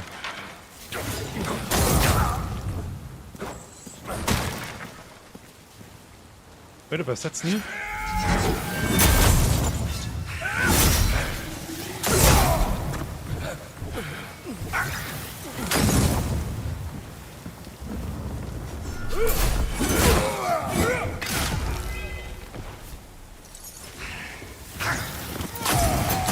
Und diesmal, da kommt ein schneller Typ, der du kannst nicht reagieren. Die futzen die einfach. Und da man nichts verliert, ist es wahrscheinlich sowieso gescheiter zum Sterben, dann bist du nämlich wieder an dem Punkt und kannst die wegporten. Verstehe ich das richtig? Anstatt dass ich da ewig umeinander laufe. Bei 250 sind wir übrigens. Fast Travel nach Sacramento. Das ist nur ein wenig komisch. Das fühlt sich irgendwie seltsam an. Das macht überhaupt keinen Sinn. Why kill men for free when you can be paid to do it? Do it for God. Ich weiß nicht, was du für eine Scheiße laberst, aber es interessiert mich ein Scheiß. Innerhalb der Mauern. Töte den geplagten Koloss im Kriegsraum. Na, das haben wir noch nicht gemacht. Vernichte die Krebse. Ja, ich meine, die Herausforderungen schicken mich schon wieder in dieses Gebiet. Aber... Dumme Quests hier, Aktivitäten. Wir haben da Winnick. Wo war denn der Winnick gleich wieder? Wir finden den jemals wieder. Ah, sehr gut. Questlog anzeigen. Wo sind wir? Wir sind da unten, also durch den Marktplatz durch und... Ja, okay. Ja, okay. Das ist ein wenig... Na, das ist irgendwie komisch. Und das Schwert ist... Ein schöner Bosskiller. Ja. Don't understand. Derek's a mad dog, but he's no Was haben wir fool. denn jetzt wieder? Why would he draw your men to Orbin Glades and then flee? Because he was defeated, that's why. And why should I trust anything you have to say about the Risen? Some of us Ach, join man the Risen verliert to build a Haltbarkeit better der world, Gegner. Ja, das ist nicht so tragisch. and some just to tear down the old one. And some give speeches from behind bar. So, Mr. Winnick, jedes gerne Quest-Belohnung und ein Level-Up. Danke. Saren, you have my thanks. Many square off against Darek and return holding their head high. I pray Darek crawled under a rock somewhere to lick his wounds, but perhaps it's worth considering Odessa's warning. I've known her since she was a babe, but... So wie da jetzt irgendwas gekriegt dafür. Wir haben da ja auch wieder aber erst entkommen. Wir sollten uns bei Winnick in Sakrament melden. Hab ich doch gerade. Muss ich mit ihr labern oder You. was? Again.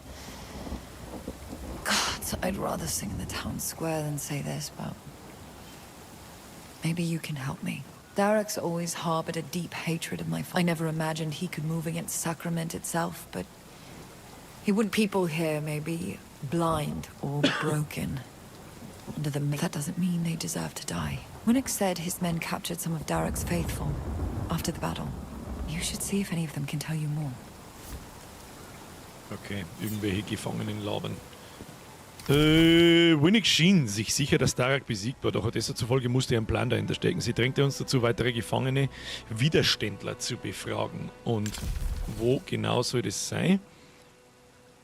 Ein bisschen weiter südlich. Ja, schmerzt mal mit die. Listen. Oh, sniffing about for the governor's daughter. Weil das Spiel ausschaut wie gemalt, wann kommt der Bob Lost mal wieder in die Stube? Gar nicht mehr, weil ich da bloß einen Striker sehe. Weil der Bob Lost mit seinen Videos und ein Video wieder nochmal verbreiten überhaupt keinen Spaß versteht. Not that it matters. She's right, you know.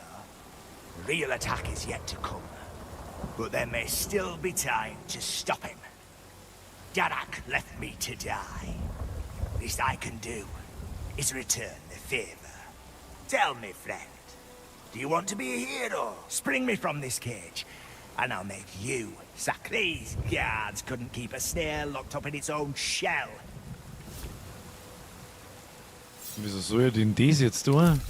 Wir haben mit einem Gefangenenräuber namens Ratigan gesprochen. Der behauptete, Sacrament würde schon bald angegriffen werden. Er meinte, er könnte helfen, dies zu verhindern, falls wir ihn irgendwie aus dem Käfig befreien können. Und das glauben wir ihm einfach so. Macht natürlich Sinn. Jetzt reden wir mal nur mit einer da. I wouldn't waste your time with those prisoners. Unless it's to gloat before. I don't know how many more are out there. But at least these were as for Odessa. Well. Es gibt ja noch mehr Gefangene. I've done this before. I did what I did, and I'll pay for it. But I don't need to be careful. Was? Ja, dann hauen wir den scheiß Käfig halt einfach zusammen, was weiß ich nicht.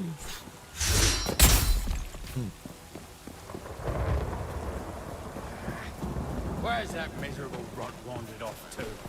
He's supposed to relieve me. Wo hinkt schon einer? Da oben gibt's was zum Gathern. He was thirsting piss. I told him to go dunk his head in the fountain. Well, that's all right for some people, getting drunk on the job. But that turnip's got the Vogel! Just stuck with me. Gibt's einen anderen Maler, der sowas ähnliches gemacht hat, den du nachmachen willst? Ne, es gibt noch einen Bob Ross. Ohne Bob Ross ist kein Bob Ross. Das wisst ihr weiter.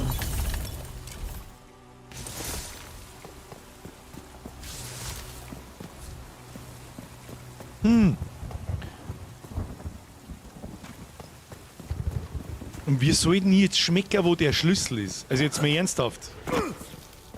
Vielleicht nochmal mit ihrer labern. Talk to the other prisoners, did you? Don't judge me for the Gus, for example. But I hope you learned something of value, Sarum. All I've learned is that the porridge they serve the prisoners might be... Die Wachen belauschen. War auch gerade eine Idee.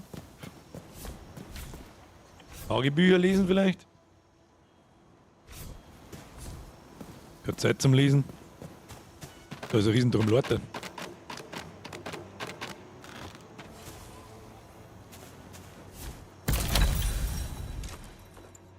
Was haben wir da? Spaltle, Menschen, das sind einfach bloß Ressourcen.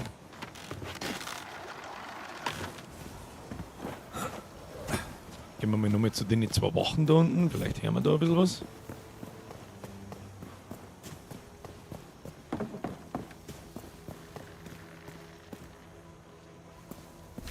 Hätte ich da vorher aufpassen sollen. Fahren wir wieder zu vorschnell, weil bis die jetzt wieder zum Labern anfangen, dabei geht's weiter unter wahrscheinlich. Wollen wir nochmal eine Runde drehen.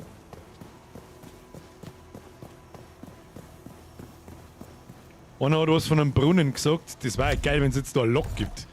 Ich bin mir sicher nicht der Einzige auf dem Planeten, der da jetzt nicht gescheit zugehört und dann sagt, scheiße, was haben sie gesagt? Super! Wir haben was von einem Schlüssel erzählt. Und da ist dieser Brunnen da unten. Können wir da vielleicht einmal runterzipfen? Vielleicht sollte man da mal runterzipfen. Jetzt gehen wir wieder um die ganze scheiß Bude da rundum. Was ist denn das da draußen? Geht da vielleicht ein Lord da oben oder so? Schauen wir mal.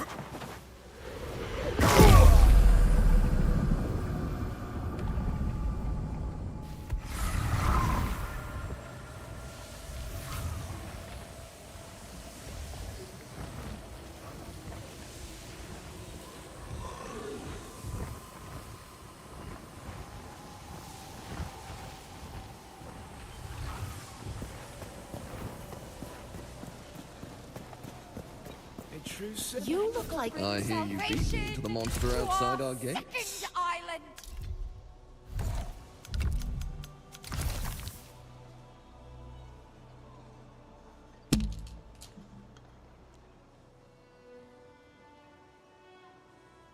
Ist einmal 251! Wir hörten, wie sich zwei Wachen über ihren betrunkenen Kollegen unterhielten, der sich in einem Brunnen waschen wollte. Sie sagten, er habe den Schlüssel zu den Käfigen. The city's gone to shit. Ja, du hast schon 15 Mal jetzt gesagt, dass die Scheiße die zu shit gone ist. Wo ist denn der Brunnen? Wo waren wir überhaupt? Da ist der Brunnen. Müssen wir unten rundherum. Was wir jetzt machen, jetzt gehen wir erstmal zu dem anderen und schalten wir die Abkürzung frei. Ja, eigentlich müsste der doppelt sein, da hast du nicht ganz unrecht. Ja. So, Gebäudeprojekte, Quartiertreppe. Jawohl.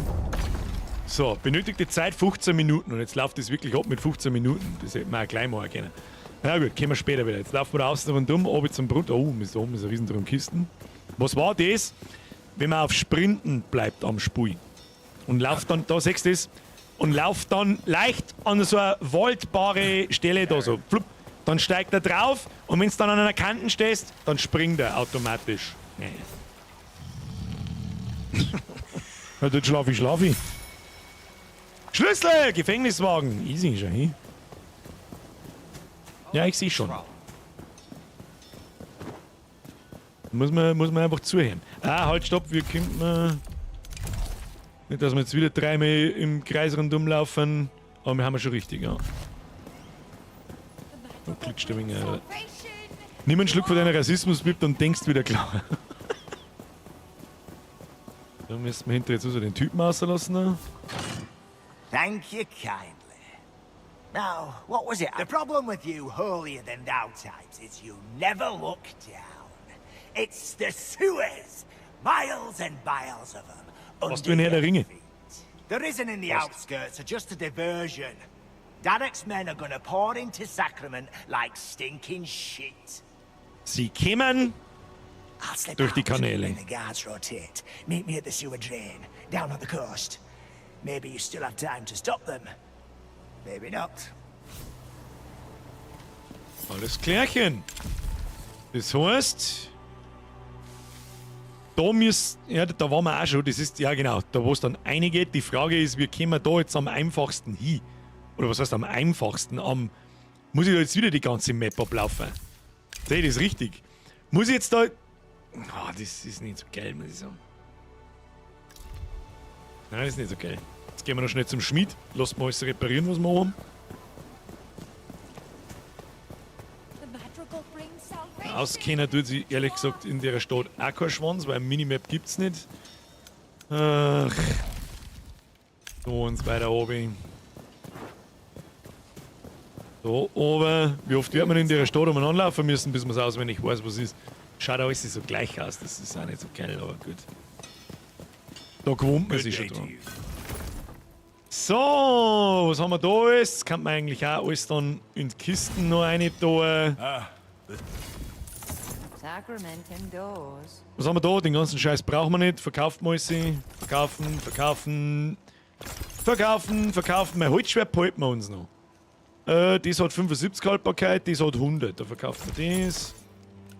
98, 99, verkaufen wir das und das.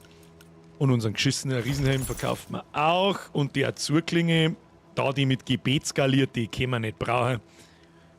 Die können wir nicht brauchen und so viel Schaden mehr macht die auch nicht. Jawohl. Dann gehen wir zum Kaufen. Da können wir eigentlich nichts brauchen. Das scheiß Schwert kann genau gar nichts. Das ist echt ein bisschen bitter. Die Waffen sind echt scheiße wie Kacke. Das ist ein Wahnsinn. Oder das Schwert, das wir gekriegt haben, ist einfach so saustark, dass das lächerlich ist. Kann natürlich auch sein. Halt, stopp. Reparieren müssen wir noch. Reparieren. Angelegtes Reparieren. Fertig. So, was ich gerne noch hätte ist, jetzt haben wir endlich herausgefunden, wie verdammt nochmal die scheiß Karten mit einem Klick aufgeht. Am Gamepad. Jetzt kochen wir uns noch was Schönes. Und dann prügeln wir uns durch die Arschlöcher durch. Das hilft eh nicht. Was soll man machen? Ja, schon je zwar. Ist das Endgame oder Kampagne? Das ist Kampagne. Wir haben noch lange nicht mehr. Es gibt, glaube ich, noch gar kein Endgame. Also, ich weiß vor allem aus der Community, das glaube ich war Gesichtsgerätschen oder Xenomorph. Ich weiß nicht mehr hundertprozentig. Jetzt gehen wir zum Bonfire. Und teleportieren wir uns auf und dann laufen wir an die Küste runter. Ich verstehe sowieso auch noch nicht so hundertprozentig. Fast Travel. Last Whisper.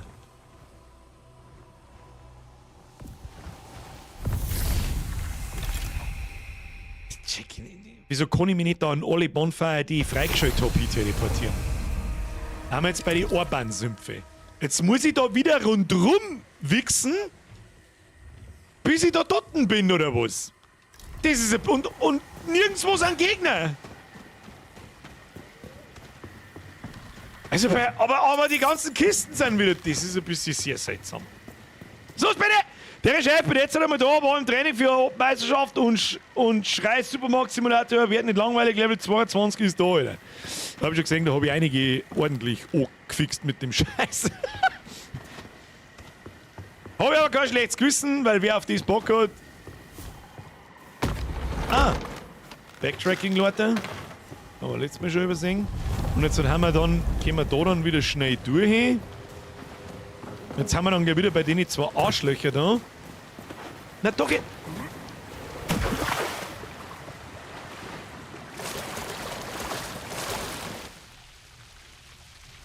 Ja, ich bin eh schon stark. Ich geb mir das für meinen Mund, für meinen Schandmaul, was wir vorher am Kopf gehabt haben. And all the rot that comes with it.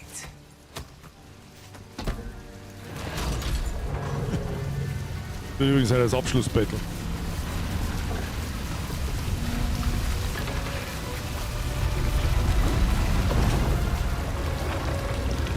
Now we're square, me and you.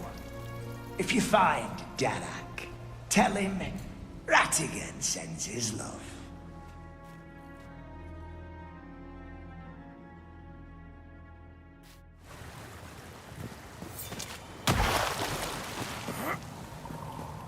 Sie haben nichts gesehen!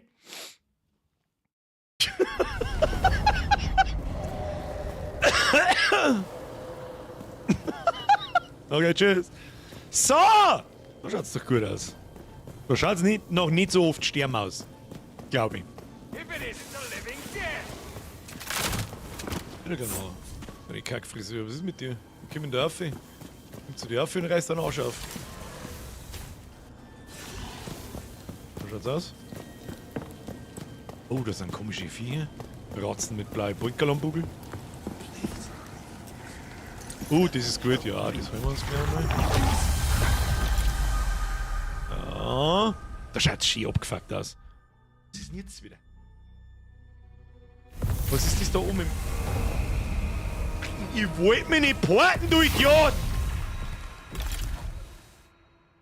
Wollt's einfach bloß aktivieren? Da komm ich da umgesprungen. Nö. Ja, jetzt. Ja, nicht der Hardware, muss man mal auswählen. Los bin ich Messi übrigens. Hab ich anständig Messi gesagt, weiß ich nicht. Was ist das da?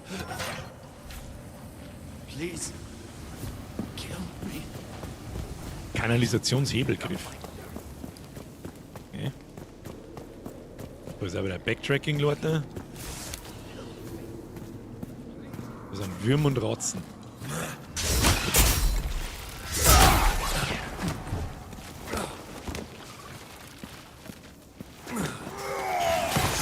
Das meine ich, bis ich zuhau. Dabei haut der Gegner 5-mal zu.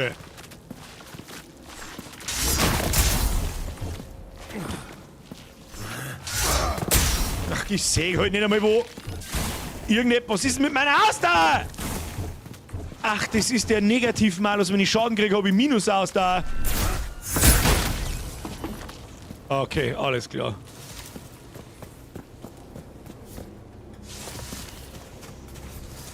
Okay. Das ist mies. Jetzt haben wir unseren scheiß Kopf verkauft, wir voll Idioten. Dann müssen wir ohne Kopf spielen. Ich tue die meiste Zeit. Was haben wir da? Gib mir einen Kopf. Was ist denn das? Der Gluthirsch. Oh, das schaut nach Zauberscheiß aus. War mal interessant zum Probieren. Was bist du für als Kackviech da oben? Ja, da kommen einfach Würmer aus dem Bauch hier raus. Also Würmer im Bauch hier.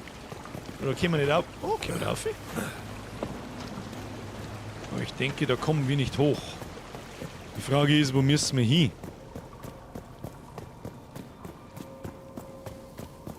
Die Leute müssen wir irgendwie runterbringen und...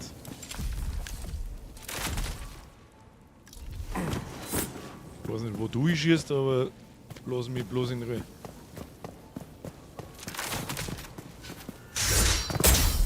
Aufmachen wir die Tür. Schlüssel, Ablaufkeller. So, man geht auf der Seite.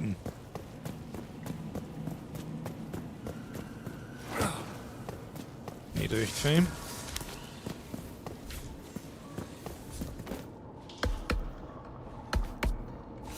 Das hat man letztes Mal doch auch noch nicht durchgehört, dass man da klopfen kann. Ich frage mich, wo dann hin? Recht viele Optionen haben wir jetzt dann bald nicht mehr, wo wir noch hin können. Da hinten ist nur ein Bäser. In den Gebieten, wo du schon warst, spawnen immer wieder Gegner. Du hattest halt bisher Glück, noch keinen gesehen zu haben. Also die haben dann immer woanders. Ah, okay. Ja, hab schon verstanden. Ich denke, das werden wir dann schon noch rausfinden. Früh genug. Da jetzt noch oben. Keiner sagt was. Na, da waren wir schon. Aber da kann man oben springen, ohne dass wir sterben, hä? Ja. Kannst du wieder schießen, oder was ist mit dir? Anhalten. Weißt du, da geh ich lieber ganz weit weg. Zieh schwer auf. Da kriege ich mehr Range beim Zuhauen mit dem Ding. Handschuhe des mutlosen Ritters. Achtung. Können wir nicht hernehmen? Warum? Warum können wir den nicht hernehmen? Ah, er fordert Stufe 11, Alter. Die schwarzen Tunnel. Dangerous. Oh, ich sehe schon. Mal gleich rausfinden. Ich kann mir da nirgendwo... Oh. Anschleichen. Anschleichen ist die Devise. Vielleicht kann man von hinten abstehen.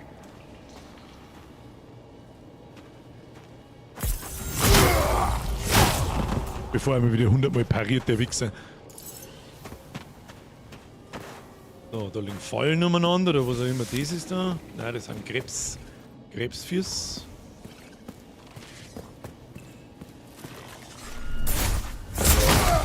Da, das meine ich.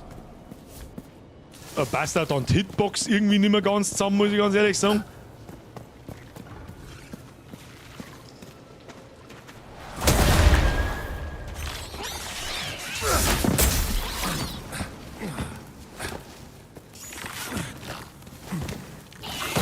Das meine ich, wie soll ich da jetzt... Wie soll ich da jetzt jemals rauskommen? Ich hab keine Ausdauer mehr. Ich kann nicht rollen, ich kann nicht laufen, ich kann nix. Ich kann nicht mehr parryen. Oder ist es ein... Was ist das? Spitzt jetzt total! Oder ist es eine Fähigkeit, von denen geladene Zauber? Um geladene Zauber zu wirken, musst du die entsprechende Taste gedrückt haben. Aber Vorsicht, die Zauber können beim Wirken unterbrochen werden. Was ist denn... War das jetzt eine Fähigkeit von denen scheiß Viecher oder ist es die Mützen? Probieren wir jetzt nochmal schnell. Tun wir die Mützen runter. Wir geschissen auf das Ding. Und nochmal runter. Oh.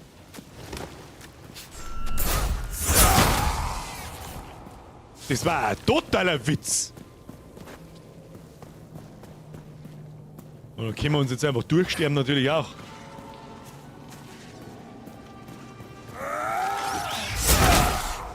Kriegen wir schon wieder keinen Funken Damage.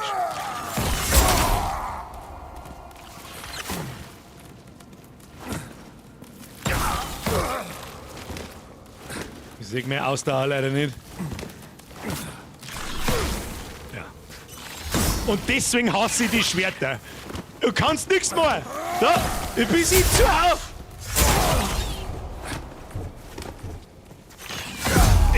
Es ist, die Gegner warten so einfach mit einem Einhandschwert, oder?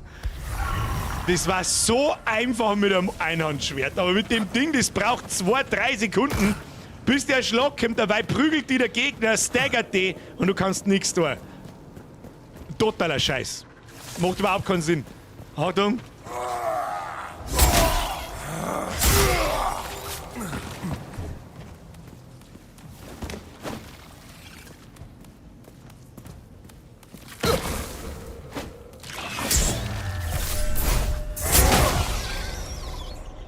Außerdem, das einzige ist Parrying. Du kommst nur mit dem Parrying raus. Und die scheiß Mützen ist ein totaler Scheißdreck. Den wir da haben. Ablaufkeller! 3 Werktage zum Zuhauen, ja, mindestens.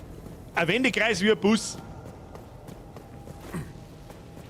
Da wenn der Gegner wieder kommt, den wir vorher jetzt von hinten abgestoßen haben, der die parryen kann und der Vollgas schnell zuhaut, du kommst überhaupt nicht zum Zuhauen. Weil die einfach die ganze Zeit schluckt.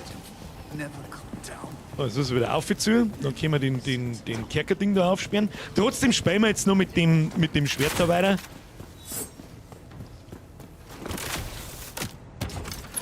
Jawohl. Hello? It's me? Don't you recognize me? Wait! Ah ja. Das heißt, die Gegner explodieren und hinterlassen dann Würm. Habt schon verstanden. Der zeigt nicht oben. Jetzt muss ich mal schnell was schauen. Wir haben alle Werte erfüllt, die Stufen haben wir erfüllt, die Stärke haben wir erfüllt. Haut sauber jetzt langsam zu. Totaler Witz. Kannst du eigentlich nicht brauchen. Für den Boss, ja.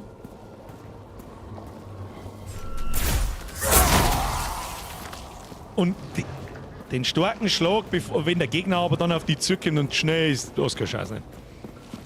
Brauchst dann eigentlich schnell andere Waffen. So, was auch immer jetzt passiert, ich glaube, es zerreißt alles, ich gehe mal weg da. Ja, das Ding kommt, jetzt gehen wir da noch schnell die Leute auf, schauen wir, was es da gibt. Immer zumindest halbwegs erkunden. Was haben wir da? Alles sehen. So, wir haben da irgendeine Rüstung gekriegt. Kann denn die? Da kriegen wir wieder 13. Ja, schauen wir mal, die kann man anziehen eigentlich, anstatt. Ja, die ziehen wir an, schau hier. Und für das, dass wir keinen Helm auf haben. Was kann die so? Warte mal. Gegenstandsgewicht verringert um 17%, Rüstung erhöht um 10%, Schockwiderstand erhöht um 2% und was auch nicht. Ah, da ist nicht Ausdauer drauf und so weiter. Ich glaube, da ist unsere leichte Rüstung fast besser. Es hat 4 verschiedene Angriffe, ist da nichts Schnelleres dabei. So funktioniert es nicht. Das sind Spezialattacken. Da musst du warte, ich gehe mal noch mal auf die Seiten, das ist das, was ihr die ganze Zeit nicht seht. Wenn ich da hab, das ist, wo ich mich heil und Ding mit dem Steuerkreuz und so weiter und so fort. Und wenn ich auf R drücke, auf RB drücke, dann kommen die Runenfertigkeiten. Und die kann ich nur machen, wenn mein Fokusleisten, die kleine orange Leisten oben voll ist. Beziehungsweise ich genug Fokus für die Fähigkeit habe. Und dann muss ich die wieder aufbauen. Fokus baut sich nur auf, wenn ich zuhau, block und so weiter und so fort. Also das kann ich nicht die ganze Zeit machen. Das da ist die ganz normale Standardattacke. So.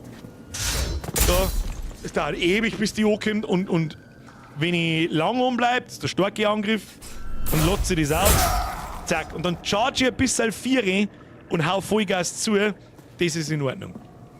Das ist eigentlich die einzige Attacke, die du brauchen kannst.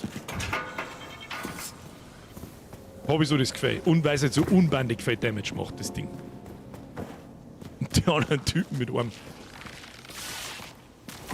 Ja, klang ich schon wieder. So, und weil es die Viecher halt auf einen Schlag auseinanderhaut.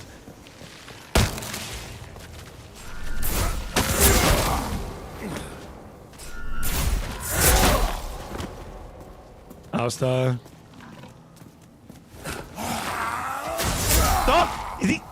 Du kannst nichts machen! Weil die der Gegner einfach umbringt, bis du zuhaust! 2 5er-Fuß, das spätestens war. Aber schon 5 vor 10. Einen Topf noch. Einen Topf noch, Kinder. Gut, in dem Fall bin ich jetzt eigentlich ganz froh, dass ich die ganzen Gegner da nicht nochmal umbringen muss. Auf dem Weg dahin, so ist es nämlich normalerweise in Dark Souls dann. Da kann ich das Ding nicht umnehmen. Lass uns jetzt mal probieren. Wir haben ja noch keinen zweiten Waffenslot.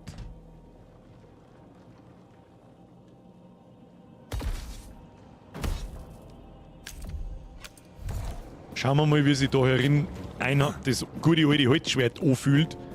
Aber da kann ich ausweichen. Da kann ich.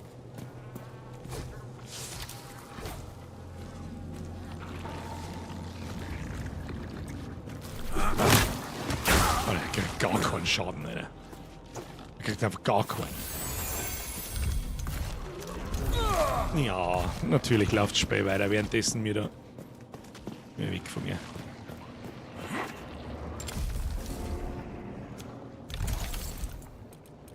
Ein Holzschwert brauchen wir doch nicht davon, Alter.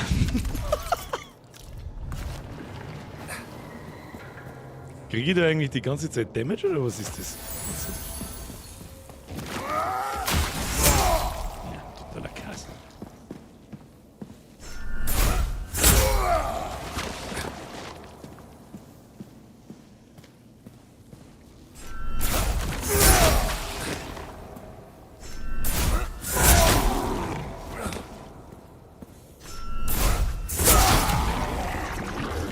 Schutzreis, das haben wir gerade vorher gelernt. Gibt's hier oder was jetzt hier?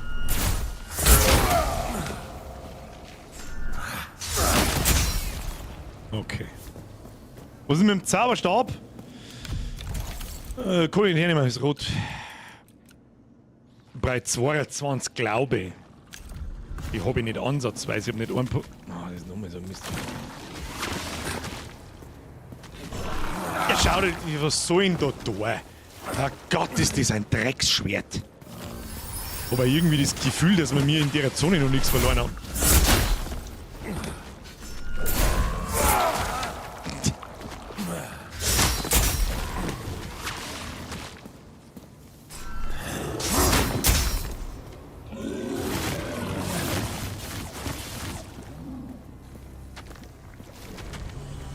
Was tue ich denn jetzt? Was war denn das jetzt? Ich kann nix mehr.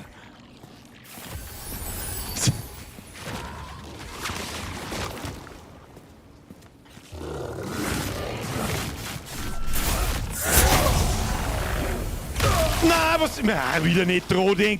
Ja, das wäre. Lern nicht der Hardware, anders wird's nicht.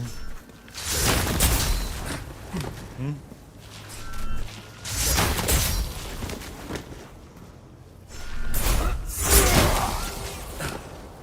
Einiges Kanon bei Batman. Ich mag ein Einhandschwert mit so 14 Schaden, das darf man schon gelangen. Das ist wenigstens ein bisschen, was beim Gegner ankommt. Das ist ein Wahnsinn so. So. Ausdauer haben wir genug. Dann haben wir mal eins in Gesundheit, Stärke und vielleicht auch mal in Ausrüstungslast oder so. Langsam aber sicher bei jedem Level, dass wir schwere Rüstung anziehen können, dass wir nicht so viel aufs Mal kriegen. Was bringt denn das? 3%. Oh, das bringt gar nicht mal so wenig. Das werden wir jetzt. Damit wir unseren Helm wieder aufsetzen können.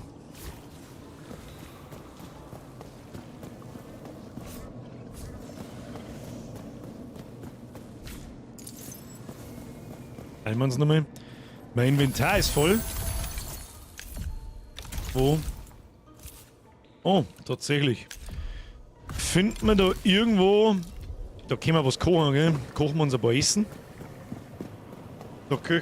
Ah ja, es ist 3 Minuten vor 10. Weiterspielen? Oder Projektpräsentation eine kleine? Betonung auf eine kleine, weil das können wir 4 Stunden durchziehen natürlich. Weil ich schießt du mich da beim Kochen zusammen, das ist ja klar.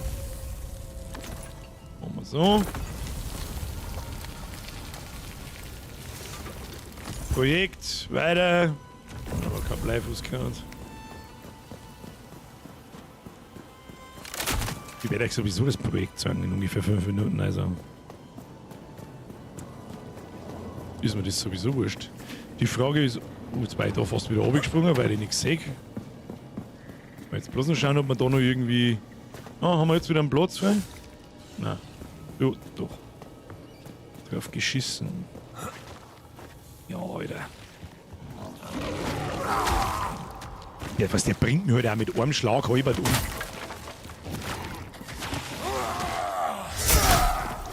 Ach, der kriegt gar keinen Damage nicht. Okay.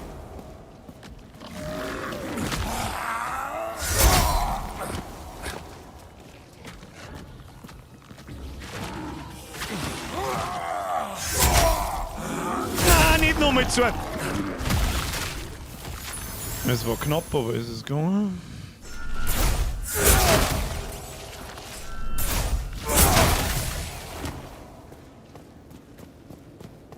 Geht schon. Man muss nur min. Aber die fetten Wichser sind echt unangenehm. Ja, die Ratzen sind auch noch unangenehmer. Kann halt nichts mehr nehmen. Jetzt probieren wir was. Ah ja, dann ist meine Fähigkeit auch weg. Toll ist toll. Ich hab das Gefühl, wir haben da nichts verloren. Da, ich kann nichts mehr. Da, ich kann nichts dagegen machen. Es ist so dumm. Ja, wir brauchen eine Einhandwaffe, mit der man schnell zuhauen kann. Ausweichrolle ein, zweimal zuhauen, Ausweichrolle mal parryen, mal irgendwas. Aber mit dem Schwert, das ist ein netter Bosskiller und es ist extrem stark. Aber ich bin mir auch nicht so hundertprozentig sicher, ob wir da herin schon was verloren haben. Da steht nämlich rechts oben in Feuerrot Dangerous. Und ich glaube, das ist so ein kleiner Indikator, wie stark die Gegner sind und wie weit wir schon gelevelt haben. Bin mir nicht sicher. So, letzter Topf. Wie viel Topf brauchen wir? 256. 200, weißt, einer hätte sowieso Top 10 sein. Gib ihm 257. Chef hat gesagt, um 10 Uhr zeigt das Projekt. Jetzt ist Punkt 10, jetzt haben wir auch genau richtig gestorben. So, oder wie ist es? Die einzige Frage ist, ob wir das nochmal spielen oder nicht. Es ist halt ein gemütlicher Füller, aber nächste Woche haben wir sowieso keine Zeit dafür. Wenn, dann am Wochenende. Aber wie gesagt, jetzt ist dann wieder Frühling, schön Wetter und Sommer, da wird es am Wochenende nicht so viele Streams geben. Darum machen wir so. Es gibt ja nur Tipps. Und dann ist es, was es ist. So, meine sehr verehrten Damen und Herren. Es ist nach wie vor ein grandioses Spiel. Ja? Diese Steine, wo man auf die Fresse kriegt, die gibt es in Sekiro, die gibt's in Dark Souls, die gibt es in Elden Ring, die gibt es überall. Das ist ganz normal. No, ich muss bloß was anderes finden. Da wenn ich jetzt ganz einigermaßen brauchbares Einhandschwert finde und das andere Schädel des Clowns, das nehme ich gar nicht so oft her, dann ist es gemein wie es. Dann ist das ganz was anderes. Aber mit einem Holzschwert brauche ich auf die Viecher nicht einmal an, weil die kriegen genau 1 mm Damage. Das ist natürlich nix. Und ich glaube, wir sind da in der Kanalisation auch nicht so ganz richtig. Als nächsten Step. Da brauchen wir schon noch 2-3 Level, habe ich das Gefühl. Ansonsten ist es nach wie vor ein grandioses Spiel. Nur zu empfehlen. So, wie es ist. Was für schön Wetter. Ich habe gesagt, nächste Woche endlich! Hört da nochmal zu! Haben wir wieder alle wach, ja? Jetzt gibt's erst einmal einen ordentlichen Schluck aus der Rassismus-Bib.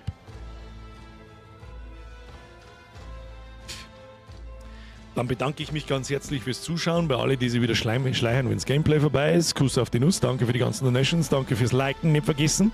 Jeder Topf muss mindestens mit 400 Likes ausgeglichen werden, ja, also klar. So. Nun. Ich neige sowieso dazu, dass ich es immer von Anfang an erkläre, was ich da eigentlich tue, weil ich immer den Eindruck habe, mal ist ja nicht immer jetzt mal jeder da. Also. Seit fast 6 Wochen arbeite ich an einem Projekt. Na, ihr haut's jetzt ab mit einer geschissenen Donations, ich rede jetzt. Herr Bernhard! Willkommen im Club. Schluss mit Donations, ich rede jetzt. Merci für die Mitgliedschaft. Begrüßen Sie ihn im Chat. Seit ungefähr 6 Wochen. Normalerweise habe ich um diese Zeit, kurz bevor es schön wird, immer so ein kleines Loch, absolutes Motivationsloch, nie auf nix habe ich Bock und kein Ding und keine Ahnung, bleibe die Bubidi und scheißen hier und scheißen da. Aber vor 6 Wochen hatte ich eine Idee. Weißt du was? Befasst dich mit Unreal 5. Mit der Engine. Spieleprogrammierung, Spieleentwicklung. Und dann habe ich angefangen. Vor ungefähr 6 Wochen haben wir, glaube ich, DRG gespielt. Meine Idee ist mittlerweile ja bekannt. Ich möchte ein Survivor-like machen. Und habe die letzten 6 Wochen, glaube ich weiß nicht wie viele Stunden da hineingebucht, dass da ein Schädel reißt. Also mir zumindest. Opa, gleich Schluss jetzt. Merci dir. Ein bisschen was habe ich auch schon hergezeigt. Wann habe ich das letzte Mal was hergezeigt? Ich weiß es nicht mehr. 3 Wochen oder so. Und ich werke fast jeden Tag, mal länger, mal extrem lang, mal nicht so lang, ohne, und habe schon einiges geschafft. Ärgerlicherweise. Also, ich freue mich immer über neue Versionen, aber ärgerlicherweise ist heute Unreal 5.4 rausgekommen. Natürlich lade ich das glauben. Gibt einige Neuerungen mit Animationen und Zeig und Klump, wie man halt da dran arbeitet. Und ein paar Sachen im Spiel sind jetzt kaputt, die nicht mehr gängen. Sogenannte String Tables ist nichts anderes wie Texte. Das bedeutet, dass manche Texte im Spiel nicht mehr zum Lesen sind. Das ist jetzt halt dumm, aber es hilft nicht. Wie der man das jetzt am geschickt hat, ist da irgendwas off, was kann, was so geht? Nein. I proudly present to you. Da müssen wir hin, glaube ich. I proudly present to you, this is an Unreal Editor, bla bla bla. Wo sind wir wieder drin? In der Mining Block Base. Wir haben da im Main Menu, weißt du, was wir jetzt machen? Ich mache jetzt einfach, ich weiß nämlich nicht, wo ich anfange es macht keinen Sinn zum Erklären, wie es funktioniert. Es macht keinen Sinn zum Erklären, was soll das da, was ist das da, und so weiter und so fort. Ich drücke jetzt einfach mal auf Play und schnattere vor mich hin für die nächsten 5 bis 10 Minuten, okay? Ich habe keine Ahnung, was der letzte Stand war, was ich euch gezeigt habe. Ich habe keine Ahnung, was der letzte Stand war, wie wir da waren, was hat es da gegeben, was hat es noch nicht gegeben und so weiter und so fort. Ich mache jetzt einfach auf, wie Sie sehen, wir haben ein Menü. Machen wir mal, warte mal, Window, Fullscreen, machen wir so. Okay, Fullscreen funktioniert leider noch nicht. So, was Sie hier sehen, ist ein Menü. Da gebe ich mir selber den Daumen nach oben. Warum? Du hast keine Ahnung, wie lange ich für das gebraucht habe. Das hat mich in der letzten Woche so dermaßen fein Nerven gekostet. Du hast keine Ahnung. Nie wieder mache ich mich bei Indie-Entwicklern darüber lustig, wenn ein Menü schlecht ausschaut oder nicht gescheit funktioniert. Es ist für den Spieler und was bis vor 6 Wochen bzw. bis vor 3 Wochen für mich auch nicht nachvollziehbar, wenn Menüs nicht gescheit funktionieren. Ja, wieso kann ich da jetzt mit meinem Mauszeiger nicht hier und dann passiert komisch und das schaut komisch aus und keine Ahnung. Jetzt weiß ich es. Das ist so unkampert beschissen zum Moor, dass das weh tut. Das physische Schmerzen verursacht. Ungelogen. Wie lange ich braucht habe, wenn ich meine Maus rühre oder Tastatur drücke, dass dann der Mauscursor erscheint und ich mit der Maus da durchklicken kann. Options. Und dann das Menü einer switcht und ausswitcht und so weiter und so fort. Das willst du nicht wissen. Und wenn ich dann auf dem Gamepad eine Taste drücke, zack, dass dann irgendein Button da herin, da, der Back-Button da, gefokust wird, mit dem ich dann mit dem Steuerkreuz rumspringen kann und dass das da auch mit dem Steuerkreuz funktioniert und wenn ich auf Apply Settings drücke, dass das dann geht, ich war fast narrisch geworden, Alter. Ich war fast narrisch geworden, aber jetzt ist es da. Ich glaube, das hat es beim letzten Mal noch nicht gegeben. Ich habe Assets, das ist unser Hauptcharakter, das ist sein kleiner Buddy, den gibt es in-game noch nicht. Hinten oben stehen ein paar Viecher und da habe ich mir gedacht, ja, passt einmal so ein Pi mal Daumen grobes Logo zusammen. Das Spiel wird heißen Wimp Survivor. Wimp kann für alles stehen. What is my purpose? Where is my pumpkin? Wimpern, was weiß ich. So. Was ist alles neu? Auf alle Fälle mal die Options. Na, die funktionieren ja tatsächlich mit dem Shading und mit dem FPS-Cap und dem ganzen Scheiß. Dann, das ist neue Statistics. Achtung, es schaut alles aus wie Scheiße. Ja? It just works. Ist optisch kacke. Es gibt Statistiken. Da gibt es noch nicht recht viel. Zum Beispiel, da wird dauerhaft mitgespeichert, wie viele Spiele habe ich schon gespielt, wie viele Gegner habe ich schon gekillt, wie viele Mini-Bosse habe ich gekillt, wie viele Bosse habe ich gekillt und die, so typische Nerd-Statistiken halt, ja. Da wird momentan nur das Wichtigste drin gespeichert, wie viel Gold, Reds, Blues und Pinks habe ich gesammelt an Ressourcen und so weiter und so fort.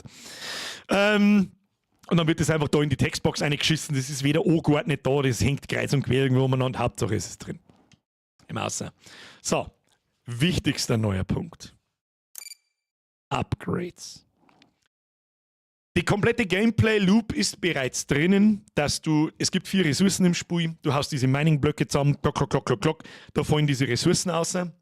Damit kannst du Ingame-Sachen tun, zum Beispiel deine Upgrades rerollen, mit dem roten Zeig, die rote Ressource, soll man später dann in einem Shop Ingame während einer Runde was kaufen können.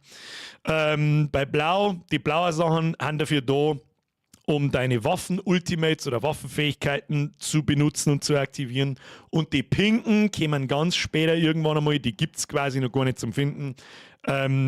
Es kommt ein Item-System. So. Funktioniert auch alles und die Dinger gewinnen auch keinen Schönheitspreis, ist mir schon klar. Aber es funktioniert, ich kann da durchgehen. Ich habe oben zum Beispiel 135 Gold und ich hätte jetzt gerne Health Upgrade, da kriege ich plus 3, kostet mir 12 Gold. Klicke ich drauf, bam, habe ich dauerhaft plus 18 Leben in meiner nächsten Spielrunde. Nächste Stufe kostet mir 14 Gold. Genauso wie da herunten. Es kostet mir auf Level 1 kostet mir der Damage 2 rote Pointgal. Ich kriege plus 2% Damage. 1, 2, 3, 4, 5, bam, rein. Habe ich dauerhaft 10% mehr Schaden. Ja? Das ist das Roguelike-Element in klein. So, dann gehen wir da zurück. Und das hier ist auch neu. Es gibt jetzt quasi ein Menü-Gameplay-Loop. Ich drücke auf Play. Gewinnt auch keinen Schönheitspreis. Ich weiß es, aber es funktioniert. Die linke Seite ist eine Auflistung aller Maps, die es gibt. Es gibt noch nicht recht viel. Es gibt bloß eine. Das ist die hier. Dann klickst du drauf, dann ist das die Tutorial-Map. Das heißt, da wird steht um Setup Your Game, da wird voreingestellt, was für eine Map möchte ich spielen und was für eine Waffe will ich spielen. Das dürften sehr viel mehr sein, als ich euch beim letzten Mal gezeigt habe. Ich glaube, beim letzten Mal hat es die Burst Rifle gegeben, die mittlerweile B1 Brata heißt. Und die Granaten hat es gegeben, die heißt G1 Fragger. Dann haben wir einen S1 Boomstick. Dann haben wir einen S3 Frostbite. Das ist, zeige ich euch dann in-game. Jetzt nehmen wir erstmal die Burst Rifle, dafür die Leute, die es noch gar nicht gesehen haben. Und dann kannst du unten auf Start Game gehen und dann geht's los. Macht's zack und das Spiel geht los. Was ist noch neu? Drück auf den Start-Button. Weiß ich nicht, ob es das letzte Mal schon gegeben hat. Ich weiß es nicht. Das sind die ganzen Player-Stats, so wie ich aktuell gerade benannt bin. Wer nicht weiß, was ein Survivor-like ist, wir laufen da jetzt umeinander. Es kommen 10.000 Viecher. Du tust nichts anderes als umeinander gehen und Sachen sammeln und die Viecher laufen dir nach. Und du musst das da schießen und in einer XP zusammenklauen, schneller leveln, als sie stark werden. Und wenn du stirbst, kommen wir dann zum Schluss dazu. Wieder ganz eine wichtige Gameplay-Loop, die gibt es nämlich so in DRG nicht und auch in die anderen nicht. In die anderen Survivor-Likes nicht. Da auch wieder, Menü funktioniert, bin sehr stolz. Drücke auf Settings, kommt da das Settings-Menü, gehe wieder zurück aus, gehe auf Resume, bin wieder in-game. So, jetzt gehen wir mal da die ganzen Bunker zusammen, die haben später da natürlich nicht. Rechts oben haben wir eine Minimap, die ist auf alle Fälle neu. Es laufen mittlerweile einigermaßen performant über 200 Viecher umeinander. Aber wie Sie schon sehen, die kommen alle von der gleichen Seite. Das ist noch alles ein bisschen, ja, Sie wissen schon. Die Mining-Blöcke habe ich, glaube ich, einigermaßen hingekriegt, dass die nicht mehr so ruckeln, wenn ich da reingehe. Dann großer Unterschied zu DRG. Waffen. Ich habe in meinem Waffenslot unten momentan die Burst Rifle, mehr seht ihr gerade nicht, und die lassen sie bei mir aktivieren. Jede Waffe hat sein eigenes Ultimate. Burst Rifle hat zum Beispiel folgendes.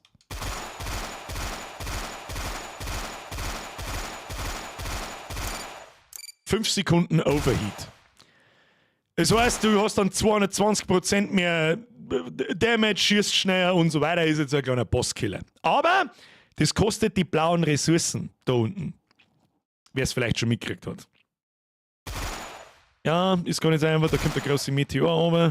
Jetzt gehen wir mal da außen rundum. Ah, ich habe aufs Mal gekriegt. So, und das ist jetzt der Teil, wo ich vorher gesagt habe, der ist kaputt. Funktioniert leider nicht mehr. Die Texte da, steht überall jetzt dort ein Missing String Table und so weiter. Das ist das Upgrade-Menü. Ich habe jetzt genug so kleine grüne Bunkerl zusammengeklappt und bin ein Level aufgestiegen. Bei jedem Level-Up kriege ich 3 zufällige Upgrades. Entweder Player-Upgrades oder Waffen-Upgrades anhand der Waffen, die ich da unten in der Hand habe. Das kann jetzt alles sein. Ich weiß nicht, was für ein Upgrade das ist. Es funktioniert technisch noch, aber ich weiß nicht, was für ein Upgrade das ich da jetzt kriege. Das werden wir herausfinden müssen. Ja, das kann alles sein. Das kann Bewegungsgeschwindigkeit sein, das kann Damage sein, das kann Crit-Chance sein, das kann, aber wir nehmen natürlich das Legendary Upgrade, da hat der Birdlike absolut recht. Upgrade und dann geht es sofort weiter. So. Weiter. Schießen wir mal nochmal ein bisschen umeinander. Das tut er übrigens von selber, der schießt automatisch ab. Und jetzt haben wir gestorben. Und jetzt aufpassen, was da passiert ist. Die Pinata hat sich geöffnet. So. Das ist natürlich noch nicht gebalanced, ja.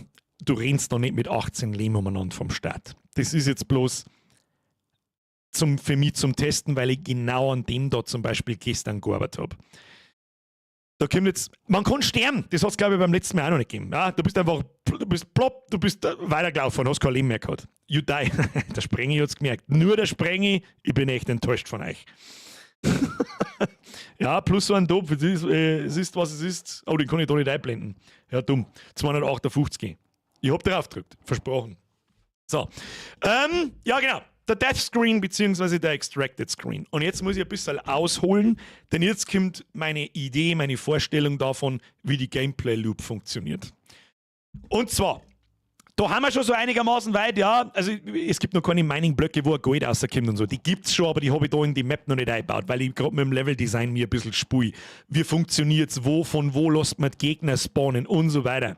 Das ist ein bisschen schwierig. Soweit bin ich einfach noch nicht. Ja, aber die Viecher kommen, laufen danach und es passt mal.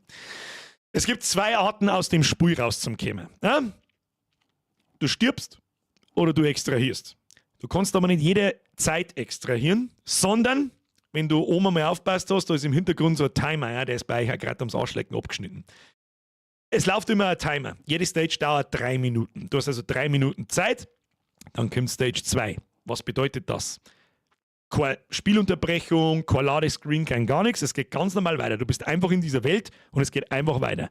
Aber die Viecher, die spawnen, haben nicht mehr Level 1, sondern nicht Level 2. Haben mehr Leben, haben vielleicht einen Ticken schneller, stärker, machen mehr Schaden, etc. Das heißt, du spielst im Prinzip gegen diesen Timer. Du musst so schnell wie möglich die Viecher killen und vor allem die kleinen Bunkerlei sammeln, damit du stärker wirst, als die Viecher stärker werden, damit du in der Loop drin bleibst. Das Spiel wird natürlich so konzipiert, dass du der Loop nicht entkommst. Es wird nicht funktionieren von Anfang an, ja? Und dann kommt dieser Death Screen, wenn du stirbst, da steht dann auch schon dort, was für Stage haben wir gereached. Ja, 1, das ist nicht recht viel. Und wir haben genau 3 Minuten und 5 Sekunden überlebt. Wichtig für mich jetzt zum Wissen ist zum Beispiel, das sind Statistiken, die werden dauerhaft im Hintergrund gespeichert, wenn wir jetzt dann wieder back to Menu gehen. Dann, wir haben 103 Gegner getötet, keinen Miniboss, keine Bosse. Bosse gibt es noch gar nicht, Minibosse kämen nur durch Events. Die Idee ist jetzt folgende. Alle 5 Stages bleibt der Timer stehen und es kommt der Boss. Und in diesem Moment heißt es du oder er. Stirbst du, bist du aus dem Spiel raus. Stirbt der Boss, droppt er erstens einen Haufen Ressourcen, später gegebenenfalls Items, XP, richtig schön belohnend, der wird aber auch richtig zack, das sage ich euch auch gleich schon. Und er spawnt für 20, 30 Sekunden, sagen wir 20 oder 15 Sekunden, du hast ja keinen Zeitdruck, einen Extraction Point, wo du die reinstellen kannst, eine Taste drückst und aus der Runde extrahierst. Dann nimmst du alle die Ressourcen, alle deine Items, die es noch nicht gibt, aber noch kommen, mit nach draußen aus dem Spiel. Wenn du stirbst, verlierst du 50% deiner Ressourcen und alle deine Items, die du im Inventar hast und die du anhast. Das soll richtig weh tun. Dass du das da 3-mal überlegst, mache ich jetzt nach dem Boss nochmal weiter bis zu Stage 6, 7, 8, 9 und 10. Bei 10 kommt dann wieder ein Boss, zufällig jemand, der natürlich stärker ist wie der auf Stage 5. Und da heißt es wieder, entweder du oder er. Und dann verlierst du halt deine Zeit da. Oder vorher schon. Oder nimmst den sein Item auch noch mit. Und gehst dann raus. Ist dann eine Entscheidungssache. So. Und jetzt haben wir quasi tot. Scheiße, bin nicht recht weit gekommen. Aber ich habe 15 Gold, 15 Reds, 13 Blues und 0 Pinks mit nach draußen genommen. Gehen wir aus dem Menü raus. Gehen wir zu den Upgrades. Und diese gelben und roten Ressourcen kann ich jetzt da in die Upgrades hineinwuchten. Machen wir zum Beispiel wieder weiter. 1, 2, 3, 4, 5. Gibst mir mal 36 Leben. Funktioniert auch schon.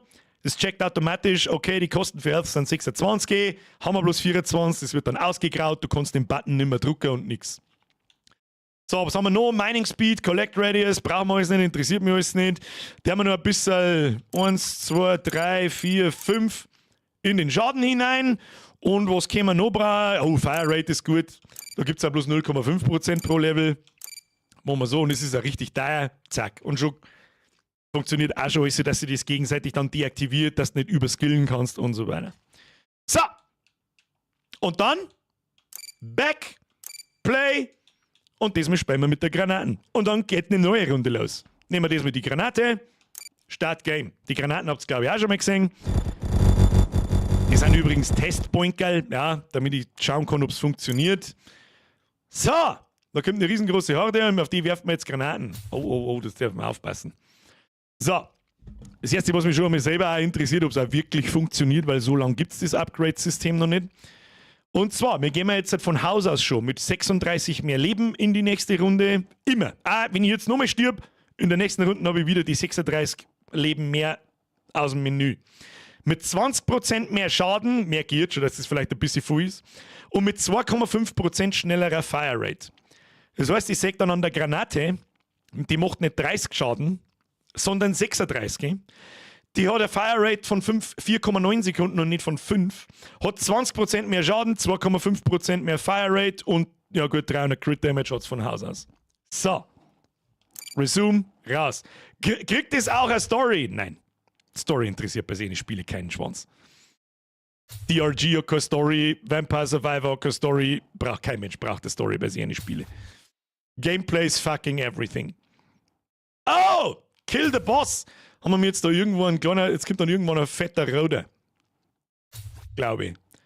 So, wir pimmeln jetzt da wieder ein bisschen umeinander. Sammeln wir das Klump, killen wir ein paar Viecher. Was kann das Granaten-Ulti? Weiß ich noch nicht, ob ich das jetzt gesagt habe. Achtung, zack. Wirft um dich rundum lauter Granaten. Boom. Richtig schön. So, das käme, so da fast gar kein Cooldown. Haben wir nochmal einen raus. Boom. So. Upgrade, nehmen wir irgendwas. Wie gesagt, ich sehe gerade leider nicht, das muss ich umbauen. Zack, zack, zack. Oh, wir haben gestorben. So. Loot Pinata geht wieder auf. Die Hälfte der gesammelten Ressourcen nehmen wir mit nach draußen. Gold, 15 Dü, 125 Gegner killt, nach 1 Minute 48. Aber ohne Self-Damage. Ja, du kannst dich nicht selber damagen. Das geht natürlich nicht. Gehen wir wieder raus, ich gehe in die Upgrades, schau mal, wir können schon wieder was upgraden. Gibst mir noch mal ein bisschen mehr Health. Nice. Und natürlich wieder jedes Level in Health wird immer deiner, dass du irgendwann ein bisschen, wie soll ich sagen, dass es ein wenig dauert. The Bloody Crusade, zuhören, wenn ich etwas sage. Das ist Absicht, du startest aktuell mit einem Leben ohne Upgrades, damit ich das Sterben testen kann. Du startest später mit 100 Leben. Und wenn die 5 Viecher erwischen, wenn du durch die 4 laufst, bist du halt hin. Das ist auch klar. Ist aber in jedem so. So. Können wir sonst was upgraden? Ja, tust du mir nochmal Fire Rate her. Dann haben wir alles ausgeben. Tust du mal ein bisschen XP-Gain her. Dann kriegst du 2% mehr XP pro aufgeklappten XP-Pointerl. Das macht natürlich jetzt auf Level, keine Ahnung, 2 nicht recht viel. Das Kraut nicht fett, aber egal. So, und jetzt gehen wir noch schnell durch die Waffen durch. Ich zeige einfach ein bisschen durch. So, die haben noch nicht ausgeklügelt fertig, diese Waffen, ja. Aber ich habe einmal unterschiedliche Typen. Es gibt Statuseffekte und es gibt Bodeneffekte. Die ganzen Module dazu, das können wir jetzt eigentlich einmal ausprobieren, zum zu sagen, was ich da meine damit. Nehmen wir mal den Boomstick. Das ist die normale Schrotflinte, die ganz normale Physical Damage Kugeln verschießt. Mit einem kleinen Unterschied zur Burst Rifle, die schießt nicht automatisch auf Gegner, sondern immer nach vorn. Ob das gut ist oder nicht, das weiß ich nicht. Ich habe selber noch nicht recht viel gespielt, das muss ich erst rausfinden, ob das Spaß macht zum Spielen. Und zwar, wenn da jemand kommt, macht es so. Ja, schießt relativ langsam und relativ hohen Schaden, aber ich muss drauf zielen. Ja. Jetzt klappen wir mal da ein paar Upgrades für die Schrotflinte auf. 1. Okay, vielleicht bevor ich stirb. Das Ulti der Schrotflinte ist noch ganz simpel. Das kann nicht viel, das macht einfach den Boomstick zum Boomstick. Achtung! Oh. So. Jede Waffe hat 3 Slots für Attachments oder Module. In DRG heißen es Overclocks. Sagen wir es einfach, wie es ist. Wenn du deine Waffe so weit gelevelt, also jede Waffe, die du unten haben kannst, maximal später gleichzeitig 4, kriegst du ein zusätzliches Upgrade für die Waffe, das das Gameplay verändert. Ja? Das die Waffen ganz krass stark macht. Oder kann, ja? Vor allem in Kombination mit anderen Module dran. Es gibt, glaube ich, im Hintergrund bei der Shotgun 5 oder 6 Module mittlerweile, die das Gameplay verändern, wie Penetration, Bouncy Balls, dass die Kugeln dann von der Wand abprallen, Penetration, dass Kugeln durch eine bestimmte Anzahl an Gegner durchfliegen. Wir haben jetzt gekriegt Auto-Aim und Double Shot. Auto-Aim ist, die zielt nicht mehr nur nach vorn, sondern sie zielt automatisch an den nächsten Gegner. Finde ich zum Beispiel ziemlich geil. Und der Double Shot ist, es schießt nicht einmal, sondern nicht zweimal. Nehme ich aber lieber ein Auto-Aim, glaube ich. Und der funktioniert ja schon, wenn ich den jetzt da im Menü auswähle. Und schon kann ich wie bei der... Okay. So, jetzt habe ich kurz einen Herzinfarkt gekriegt. So, und schon kann ich wie bei der Burst Rifle weglaufen und muss nicht mehr hinschauen. Funktioniert natürlich auch in Kombination mit dem Ultimate. Oh, das hat noch Cooldown. Ah, das sagt sie ja gerade nicht. Nur 5 Sekunden Cooldown und kostet mir jedes Mal 5 blaue Ressourcen. Achtung. Und Ultimate. Oh, jetzt hat er kurz daneben geschossen. Das muss man sich vielleicht nochmal angucken. Wie gesagt, so 100%ig ausgeklügelt sind die ganzen Waffen noch nicht. Was auch neu ist, müssen wir jetzt einmal ein bisschen XP sammeln. Zack. Ja. Da, wie gesagt, so Probleme wie zum Beispiel die Viecher da, die stehen da gerade noch mitten im Ding. Oh! Wir haben einen neuen Viechertypen. Sechs da unten daherlaufen. Schauen wir mal, was der kann. Achtung, den kennen wir aus DRG. Man hat es leider nicht gescheit gesehen, weil ich da Volllauf haben müssen. Ich mag jetzt nicht sterben. Gegner können Lebensleisten haben. Okay. Sag schon, ich weiß einen Fehler schon, das Ultimate, da zielt die Waffen noch nicht automatisch, wenn das Modul aktiviert ist. Aber keine Ahnung, wo der jetzt dahergeflogen kommt, aber schauen wir mal, dass wir den ein bisschen zusammenziehen. Der wird aktiviert und dann explodiert er, bumm, reaktivieren sie die anderen, bumm. Machen wir den Fetten jetzt kaputt, der gibt für XP, los. Es rentiert sich für mich ja noch gar nicht, dass man da irgendwie einen meint. Das wird schon funktionieren. Schieß doch auf den Fetten jetzt, du Trottel! Jetzt halt. Da fällt dann ein aggressiver XP-Point raus. Oh, den hätten wir besser nutzen können. Der macht nicht viel kaputt. Gehen wir wieder auf. Ja. Das ist dumm. Das Ultimate vom Boomstick ist leider ein bisschen kaputt. Ich möchte doch bloß XP! Ich möchte das Herz sagen! Nämlich da, im Pausemenü. Du kriegst die zweite Waffe ab Level 5, die dritte Waffe ab Level 25 und die vierte Waffe ab Level 50. Ob das schön balancierte Zahlen sind, das weiß ich noch nicht, aber ist so wurscht. Gehen wir weiter. So, nimm irgendein Upgrade, scheißegal. Ein Level brauchen wir noch. Zack, zack, zack, zack, zack, zack, zack, zack, zack. Wo haben nur XP? Gib XP! Dann nur irgendwelche Viecher eingesperrt. Oh, da kommen von oben welche, das ist natürlich nichts. Und das muss ich halt auch noch balancen, so. Ich kann momentan den Viecher einfach davonlaufen. Das darf natürlich nicht sein. Ich meine, das ist auch klar. Die müssen schon langsam von der... Jetzt haben wir den Threshold erreicht, dass wir eine zusätzliche zweite Waffe kriegen. Wird automatisch aus einem Pool von allen verfügbaren Waffen zufällig ausgewürfelt, welche das ich kriegen kann. Ja, es gibt noch 10 andere neben den 3, aber ich kriege jetzt die. Da kann ich rerollen. Ich bin mir nicht sicher, ob der geht. Nein, da dachte ich mir, den habe ich noch nicht gemacht. Der Reroll da funktioniert nicht, dann kriegst du einfach zufällig andere Waffen, die du nicht bereits hast. Was wolltest du denn für eine sehen? Nehmen wir mal die Mine. Das ist ein ganz neuer Waffentyp, den habt ihr noch gar nicht gesehen. Und zwar ist das eine Unterart der Mine, die Inferno-Mine. Nehmen wir es einfach mal und schauen, was passiert. Ja, nehmen wir ein kleines Upgrade dafür. Blub, da hat sie schon hingelegt. Bumm. Alle paar Sekunden pflanzt das Ding hinter mir eine Mine. Wenn die Viecher durchlaufen, wird es aktiviert. Da sehen wir auch schon das erste Mal, das ist keine normale Explosionsmine in dem Sinn. Also sie explodiert schon, wie man ja sieht. Aber sie macht keinen Initialschaden, sondern sie zündet Viecher an. Dann haben die Viecher einen Status mit einem Dot. Und wie viel Schaden das der macht, das sehen wir. Da, der tickt jetzt mal mit 12. Und das Ding natürlich in die Viecher in einen Batzen Viecher gewucht. Dann geht da was. Das Ulti der Mine ist folgendes. Blub. Es pflanzt einfach 8 Minen auf einen Haufen. Das ist jetzt nichts Besonderes. Und dann fängt der Spacer ein bisschen zum Ruckeln an, weil sie sich gar nicht mehr auskennen von lauter Explosionen. Und muss ich mir noch was anderes einfallen lassen. Aber ja, it just works. So, weiter geht's. Ja, da ist das Level ist natürlich hinten und vorne fertig. Da ist einfach freie Fläche. Ich kann jetzt den ganzen Tag da im Kreis laufen und lustig und so weiter. Das ist natürlich alles Sarkasmus. So, ist mal wieder Zeit zu sterben. Schauen wir uns die anderen Waffen an. Das sind die neuen Statuseffekte. Also zum Beispiel ein Dot in dem Sinn. Damage over Time. Oh, da kommt der Boss, den killen wir natürlich noch schnell. Der hat nicht recht viel Leben mit 25. Da haben wir.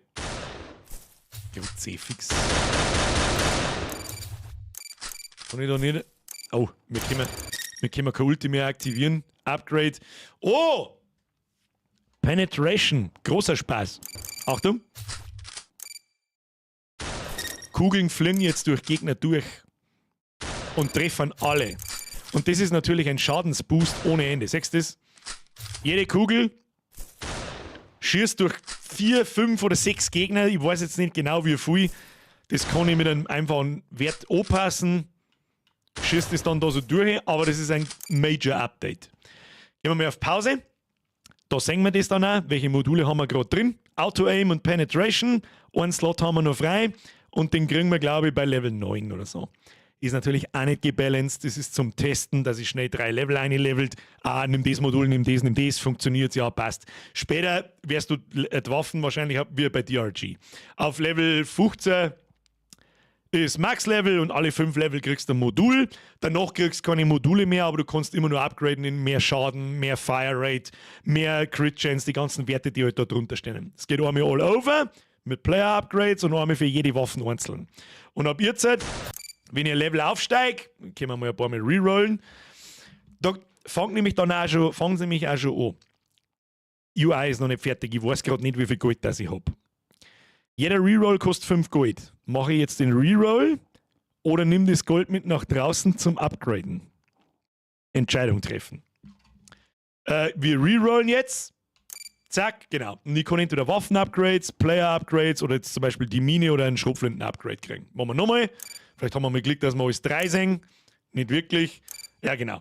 Da rollst du einfach die Upgrades zufällig nochmal aus. Wenn der nicht taugt, was du gekriegt hast. Was weiß ich. Aus welchen Gründen auch immer. Wir nehmen jetzt einfach irgendeinen Epic-Scheiß, nehmen das, passt schon. So, und dann gehen wir mal sterben. Zack. Die Pinata geht auf. Oh nein, ich habe die Hälfte meiner Ressourcen verloren. Ich habe nur 5 Gold, 15 Reds und leider keine Blues. Wir haben Stage 2 reached, 8 Minuten 51 gespielt, 431 Viecher getötet. Wunderbar. So. Gehen wir in die Upgrades hinein. Können wir irgendwas Tolles upgraden? Gehen wir mit Mining Speed. Why not? Was haben wir da unten? Crit Damage, Schotten hier. Und zück und Cooldown ist mir mal noch wurscht. So, was gibt's jetzt noch? Der ist ganz cool. Das ist die schönste Waffe, die ich bis jetzt gebaut habe. Der muss so meine. Achtung. Das ist das Scatter. Achtung. Ah, die Mod, die ist so satisfying. Ich schieße 3 kleine. Oh. Ich schieße 3 kleine Raketen in die Luft und sucht sich dann ein zufälliges Ziel. Also die schießt nicht auf den nächsten Gegner, sondern auf irgendeinen zufälligen, der einigermaßen in Reichweite ist. Was das da soll, weiß ich noch gar nicht, warum die da so gegen die Wind laufen. I'm a scatter. I'm a scatter. Das Ulti ist folgendes. Zack, zack.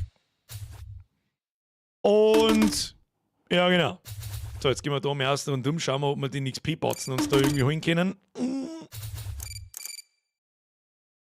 Upgrade. Noch mehr Upgrade. So. Baby Nades. Jetzt kriegen wir natürlich für den Raketen-Scatterer da gibt es auch wieder Module. Baby Nades. Das wäre, Rakete schlagt ein, spawnt 3 kleine Babygranaten. Das verteilt wie so kleine Cluster-Dinger. Und Firegrounds. Das ist die nächste, wie soll ich sagen, Schadensart, die wir so noch nicht gesehen haben. Nehmen wir mal das, sagt man dann vielleicht gleich, was das tut. Das werden wir da oben rauskommen. Und zwar. Au. Ich schieße mal herum auf irgendein Viech, wo man es sieht. Kim? Und zwar, Kruzifix, Bodeneffekte. Bodeneffekte, die mit dem Damage mitskalieren. Und wenn die Viecher durchlaufen, kriegen sie Schaden. Warum das so komisch flackert, weiß ich nicht. Das sind, ja. Wie gesagt, ich habe vor 6 Wochen damit angefangen. Ja? Und zwar von 0. Möchte ich betonen, für das geht echt schon viel. Ja, und dann kannst du alle Schäden durchhitzen. Der macht natürlich nicht den Todesschaden, weil das ziemlich heftig ist, habe ich festgestellt. Aber das macht Schaden an die Viecher. Und genauso, jetzt müssen wir langsam wieder von unten kommen und lauter so Gedöns. Jetzt machen wir Folgendes. Die ganzen Sachen spielen auch schon miteinander zusammen. Das bedeutet, wenn ihr jetzt das Ulti abfeiert, machen wir einfach mal, nehmen wir mal das da jetzt wurscht. Wenn ihr jetzt das Ulti abfeiert, blub, dann spawnt jede von diesen Granaten auch diesen Bodeneffekt. Und so weiter und so fort. Ja, gehen wir sterben. Sagen wir noch was hier. Boom. Loot-Pinata geht auf. Wir nehmen die Ressourcen wieder mit nach draußen. Und ja, dann ist die Frage, was wollt ihr jetzt noch? Was haben wir nicht erzeugt? Was haben wir nicht erzeugt? Das können wir eigentlich im Schnelldurchgang an. Burst Rifle haben wir gesehen. Zielt automatisch auf Gegner, schießt 3 kleine Kugeln. Granate, wirft der Granaten in Richtung des nähersten Gegners, oben drüber, explodiert mit einem Initialschaden rundum. Boomstick, Schrotflinten, schießt einfach 5, 6. Wir haben 2 Depth gehabt, habe ich gesehen, 260. Schießt nach vorn, Kugeln hinaus, musst aber selber zielen. Dann haben wir Frostbite. Ich funktioniert genauso wie die normale Schrotflinte. Ich versuche natürlich, dass sie die so unterschiedlich spulen, wie es geht. Macht genau das gleiche, zielt da nach vorn. Macht weniger Initialschaden als die normale Boomstick-Schrotflinten, aber slowt jeden getroffenen Gegner für ein paar Sekunden um 50%. Dann haben wir einen Colt. Der Colt ist sehr ähnlich wie die Pistolen in DRG. Schießt relativ langsam, hat sehr hohen Initialschaden und schießt in alle 4 Richtungen gleichzeitig. Eine Kugel. Dann haben wir die D-Lagger-Mine. Die funktioniert genauso wie die Feuermine, bloß dass die Gegner nicht anzündet und keinen Initialschaden macht, sondern einen Explosionsradius mit Granaten im Prinzip hat. C1 Perforator, why not Super Perforator? Weil der Name zu lang war. Dann haben wir den da gesehen, ein Scatter Launcher, schießt die Raketen da unten, initial Explosionsschaden, da kämen auch noch 2 Unterarten, die Raketen fliegen am Boden hin, machen eine Bodenfläche anstatt den Initialschaden und machen weniger Schaden und slowen Gegner, haben wir wieder 2 Waffentypen. Dann haben wir einen Molly. Das ist dasselbe wie die Granate, bloß mit ein bisschen anderen Module, anderen Ultis und macht eine Bodenfläche und keinen Initialschaden beim Explodieren. Dann haben wir einen Frosty, der macht genau dasselbe wie der Molly, macht ein bisschen weniger Initialschaden, aber macht eine Fläche an dem Boden, der die Viecher slowt. Die haben wir schon gesehen. Nach ein paar Sekunden, wenn der Gegner drüber läuft, explodiert das Ding. Und macht keinen Initialschaden, aber steckt Viecher in Brand, gibt ihnen einen Dot und die Eismine macht mittelmäßigen Initialschaden, slowt aber alle Viecher, das erwischt. So. Ich warte noch auf den F1 Hans Flamethrower. So springe ich. Das wollte ich euch am Montag schon erklären. Das ist jetzt auch der Abschluss, aber jetzt glaube ich, habe ich langsam dann alles hergezeigt, was zum Herzagen gibt. Und zwar, Flammenwerfer ist viel schwierig, als ich das dachte zu machen. Und zwar, ich weiß gar nicht, wie ich das erklären soll. Ein Flammenwerfer schießt kein Projektil. Ein Flammenwerfer macht nicht einmal einen Initialschaden in einem Umkreis, wo ich dann sagen kann, den habe ich erwischt, mach Schaden. Oder gib ihm einen Dot oder sonst irgendwas. Sondern der Flammenwerfer schießt vorn im Prinzip, ja, schießt eine Flamme raus erstmal für den Spieler. Ja, aber was wirklich passiert, seht ihr nicht. Habe ich die Frage, was ist DRG? Deep Rock Survival. Deep Rock Galactic Survival. Auf dem das Spiel basiert. Ich sag's, was es ist. Ist natürlich zu einem großen Teil ein Rip-Off, aber jetzt bin ich langsam so weit, dass jetzt dann die einzigen Sachen kämen, die mich unterscheiden von DRG. DRG ist gut, aber ich bin der Meinung, es geht noch sehr viel besser. Ob ich das hinkriege, weiß ich nicht, aber gut. Irgendetwas mit Elektro-Damage war noch geil. Mr. JN, so, jetzt erklärst mir, was du mit Elektro-Damage meinst. Weil, ob der Schaden jetzt Fire ist oder Elektro, wo ist der Gameplay-Unterschied? Ich meine, ich kann natürlich draufschreiben, ja, das ist halt dann, er kriegt dann dort, das ist eine gelbe Zahl, das ist Elektroschaden, tut aber genau das gleiche wie der Fire Damage. Kann man machen, aber werde ich wahrscheinlich auch machen. Es gibt ja später dann Acid Damage und Dings Damage, aber das keine Widerstände gibt und so weiter, ist wurscht. Ja, für die geht halt dann eine grüne Zahl auf. Der Schockstun, den gibt's schon.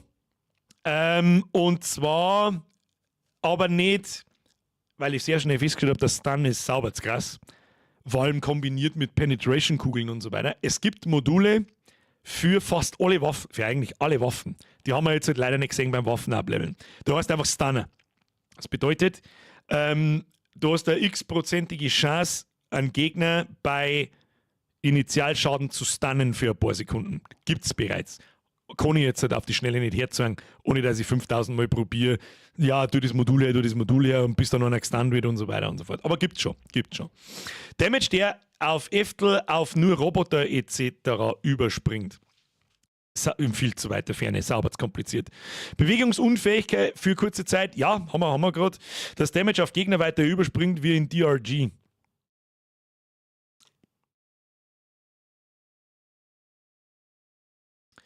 Ich finde, dass das irgendwie das gleiche ist wie Penetration. Aber ja, hast du nicht ganz unrecht. Voll Upgrade Blitz bitte durch 20 kleine Gegner durch und danke. Ja, ich habe da eher nicht einen DRG zum Überspringen im Kopf, sondern eher einen Kettenblitz vom Shami aus WoW. Punkt 1, such dir den nächsten nettesten Gegner, den nächsten und spring auf maximal X Gegner in einem maximalen Umkreis von 5, 6 Meter oder wie auch immer. Elektrostatus in DRG erhöht die Crit-Chance, verdoppelt gegen diese Gegner. Nochmal, was? Elektrostatus in DRG erhöht die Crit-Chance, in Klammer verdoppelt gegen diese Gegner. Wer sind denn diese Gegner? Oder halt nur bestimmte Gegner umspringt. Oder so, ja. Gut, ganz ehrlich, recht viel mehrere verschiedene Gegnertypen dort. Das sagt ihr schon, da haben noch ein paar andere Viecher im Hintergrund und so weiter. Du hast meine Tonung übersehen. Sepp, dann hört auf damit, wenn ich sage, du sollst aufhören damit. Servus Birger, gibt es bei Birgerware auch Beini-Stramp. Servus Birger, gibt es bei Birger im Shop, nehme ich mal an, auch Beini. Was sind denn Beini? Also Babystrampler. Ja, die gibt's. Bin vor kurzem zum zweiten Mal Vater geworden, wechsel jetzt in die Nachschau-Squad. Alter, sag mal, lest ihr eigentlich, was ihr schreibt? Sag, ob sie lest, was ihr schreibt! Kruzifix! Sepp! Alles Gute! Lesen! Vorschreiben! Okay, das geht nicht. Entschuldigung, ich nehme alles zurück. Denken! Verschreiben, dann nochmal lesen, vorsenden! So springe ich. Dankeschön. Sepp, Dankeschön für deinen Zehner. Alles Gute. Ja, es gibt Babystrampler. Ich weiß aber gerade nicht, ob die gerade ausverkauft sind oder nicht. Sepp, merci dir. So, wie ein Pinball in Gegner rein und macht dann Schaden, prallt ab und rollt die andere Richtung weiter. Nochmal. Elektroschaden stunt die Gegner kurz oder springt von Target zu Target. Feuerschaden macht halt dort. Ja, das mit dem Springen, mit dem Elektroschami, das kann man sich noch überlegen. Beziehungsweise das werde ich machen, so oder frage, was ist. Über bestimmte, also du hast im Prinzip, da ist Gegner, wenn bloß 2 Gegner da haben, triffst du den, dann machst du hast du Chance, dass du ihn vielleicht stunst und springt dann maximal in einem Umkreis von dem Gegner, maximal 3, 4, 5, das muss man dann ausprobieren, auf den nächsten, maximal auf 5 Gegner, wenn es den Haufen reinschießt, nicht auf alle, das ist sauber krass, oder das kann man sich dann, das ist ein Wert zum Ändern, spring auf maximal 5, 8, 10, 12, was auch immer, und Tesla Tower aus CNC Red Alert halt, ja, genau. Ist der übergesprungen? Echt? Chef, google mal bei Zeiten den Bürgermeister von 57612 Busenhausen. Na, wieso soll ich das tun? Random Gegner übernehmen, so dass sie xx Sekunden für dich kämpfen. Ja, das habe ich auch schon auf der Liste stehen. Wo Steam Achievements? Das ist noch sehr weit hin. Bis das Ding, wenn es überhaupt jemals auf Steam erscheint, ja. Da ist noch so unendlich weit hin. Ich bin jetzt gerade davor, dass ich mich mit Map-Design auseinandersetze. Ja, wie kann das funktionieren, vor allem mit den Gegnern. Gegner und Map. Und jetzt das tatsächliche Gameplay. So. Handgegner ist krass, wie viel Leben dürfen die haben, wie stark dürfen die Waffen sein. Wie spulen sie die Ultis? Da muss ich mir auch noch einiges ausdenken, weil die spulen sie momentan alle gleich. Ich habe aber bloß die Waffen durchkopiert. Es gibt diese Dots, es gibt einen Stun, den gibt es bereits, also der ist schon eingebaut, den kann ich euch bloß jetzt gerade nicht sagen. Den gibt es als Fläche, den gibt es als Chance in Module in Waffen. Dann gibt es den Dot als Slow und als Schaden. Es gibt die Bodenfläche als Schaden und als Slow. Kann man vielleicht nur eine Elektro-Bodenfläche machen und wenn die Viecher durchlaufen, haben sie bei jedem Tick eine x-prozentige Chance, dass sie gestunt werden. Oder sie werden einmal 100%ig gestunt und sind dann immun. Wird die Map ein bisschen vertikal. Das ist ein ganz furchtbar wichtiger Punkt. Genau bei dem ich halt gerade auch bin. Ich weiß nicht, ob ich, wie soll ich sagen, dass es dann so Rampen gibt. Das vertikal halt, ja, dass es im Prinzip 2 Ebenen gibt, auf denen man umeinander pimmeln kann. Kann man sich auch überlegen. Wäre auch ein Alleinstellungsmerkmal, gibt es weder in DRG noch in irgendeinem anderen Survival-like. Wie wäre eine Gatling Gun? Kommt auch noch. Aber inwieweit unterscheidet sich die Gatling Gun von der Burst Rifle? Außer, ich kann mir vorstellen, die schießt ununterbrochen. Duck, duck, duck, duck, duck, duck, duck, duck, duck. Ununterbrochen, immer in eine Richtung.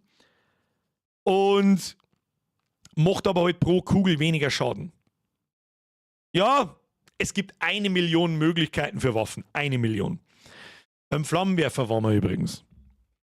Funktioniert technisch so. Da kommt vorne eine Wurst raus.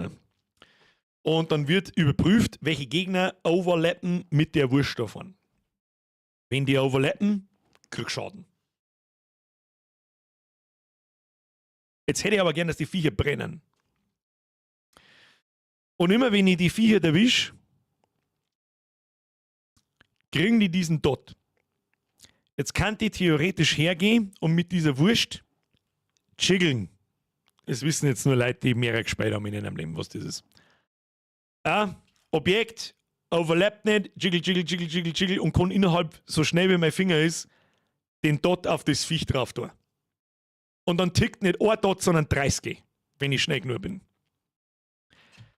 Und das zu umgehen, ist nicht so einfach, wie sich's anhört. In der Theorie ja, in der Praxis leider nicht.